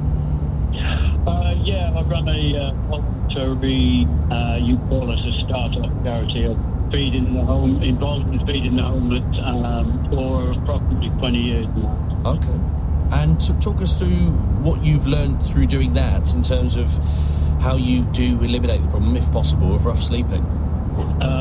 Well, like your politician that was on Tom earlier, broadly agreed with this point of view. What Tom Hayes. just to remind people, who's the Sorry, Tom House. Yeah, that was very white. It sounds like it's been around a lot as a problem a lot, and well done for you for bringing the subject up and having a chat about it, because it's a blight on our society at the moment, and it is very, very complex with many angles. Why do they refer to it as a blight on society? It just makes it sound extra detrimental. The problem away. It's a root and branch rebuild of the system. It's what we need. But what does that look like? I mean, it's all very well saying sort of root and branch reform. I know, that's a very... But what does it look like, do you think? Andrew? Mr. Hayes used the term wraparound services. That's a good catch-all. I've not heard that one before, but I like that. What it means is they need social services, but all in one place to be on hand, and they also need, dare I say it, they also need a little bit of nudging on the discipline side of it. So especially when you're dealing with addicts that say they want to get off, but haven't quite off what they're on, and haven't quite got the ability to do it on their own or without the right support. And this is the real problem. I've taken these people into my own home to try and help them with varying degrees of results. Really? Yeah, I've done that. I wouldn't recommend to do it in a spare bedroom. Yes, I've done it. And this is a homeless person or a rough sleeper? Both. Oh, right. Okay. Yeah, I could tell you some. Why would you not recommend it? To be honest, if they're in an environment they're not used to, they will and can cause chaos to the person that's trying to give them that hand of help. I've had that before. But like what? Just because I genuinely don't know what you're referring to. Oh, you don't know what I'm on, right? Okay.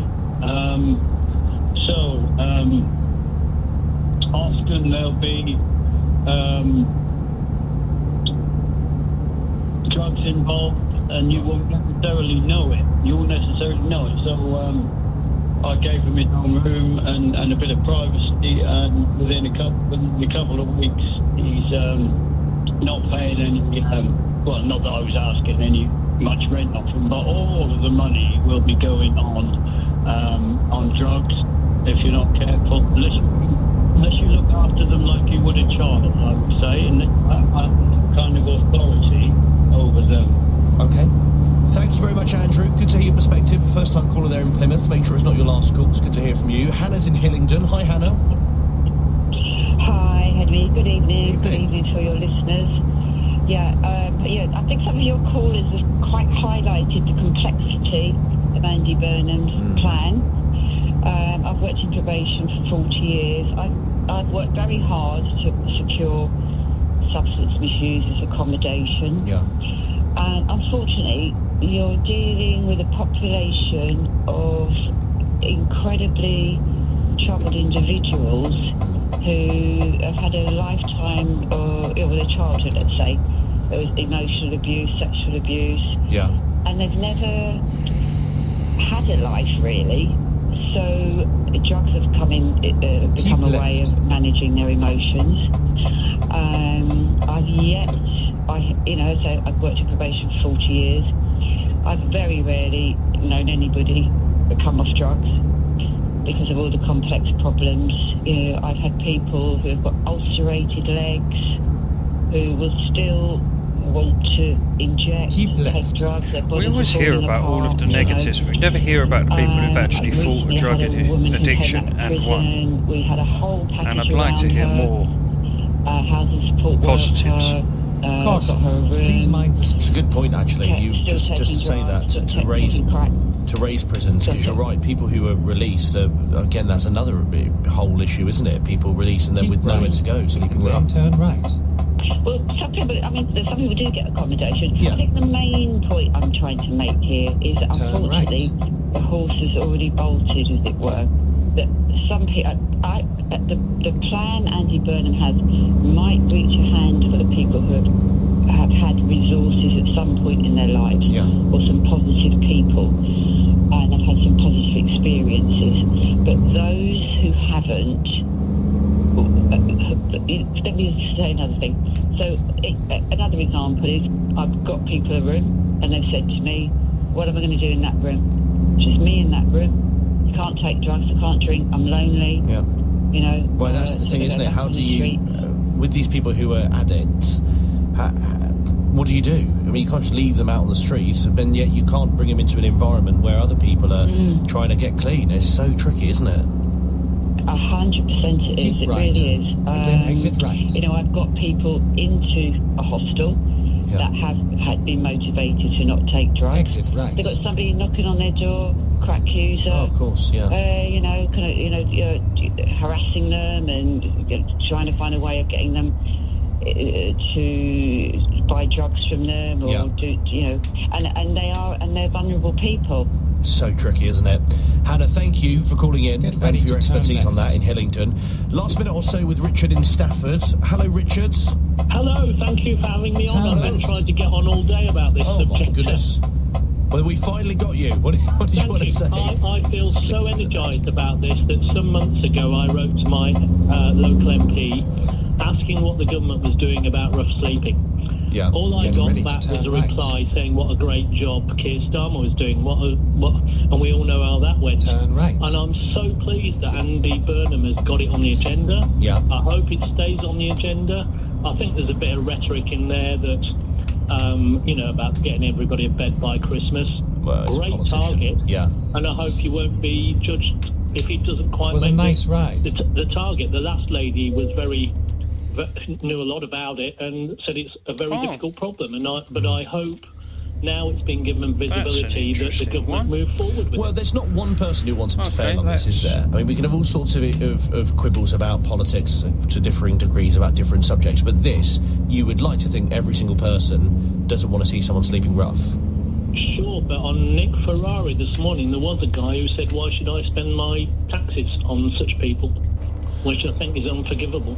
Right. We have a duty of care to our citizens and the government especially.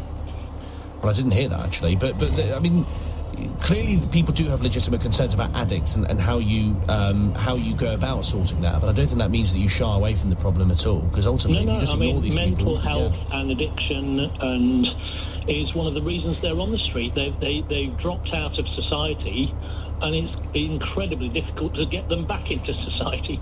Thanks very much for that, Richard there in Stafford. You had the last word on homelessness. I'm sure it's something some of my colleagues will return to. We are going to move on. Coming up... Ladies and gentlemen, Henry's going in, and he's off! Oh, getting bad memories from that. That's when I jumped into the Thames bathing spot, first official one in Teddington. Well, it turns out there's potentially toxic algae there, so can I sue Nick Ferrari? Also... Before I came to the aisles, I heard about honesty boxes. It says, please come in, pick your own. After the news at 9 o'clock, the Isles of Scilly are voted the friendliest place to live in the UK. I want to ask you, how friendly is it where you live? Tell me why you live in the most or least friendly place in Britain. On your radio, on the LBC app, and... Play LBC. Leading Britain's conversation. This is LBC.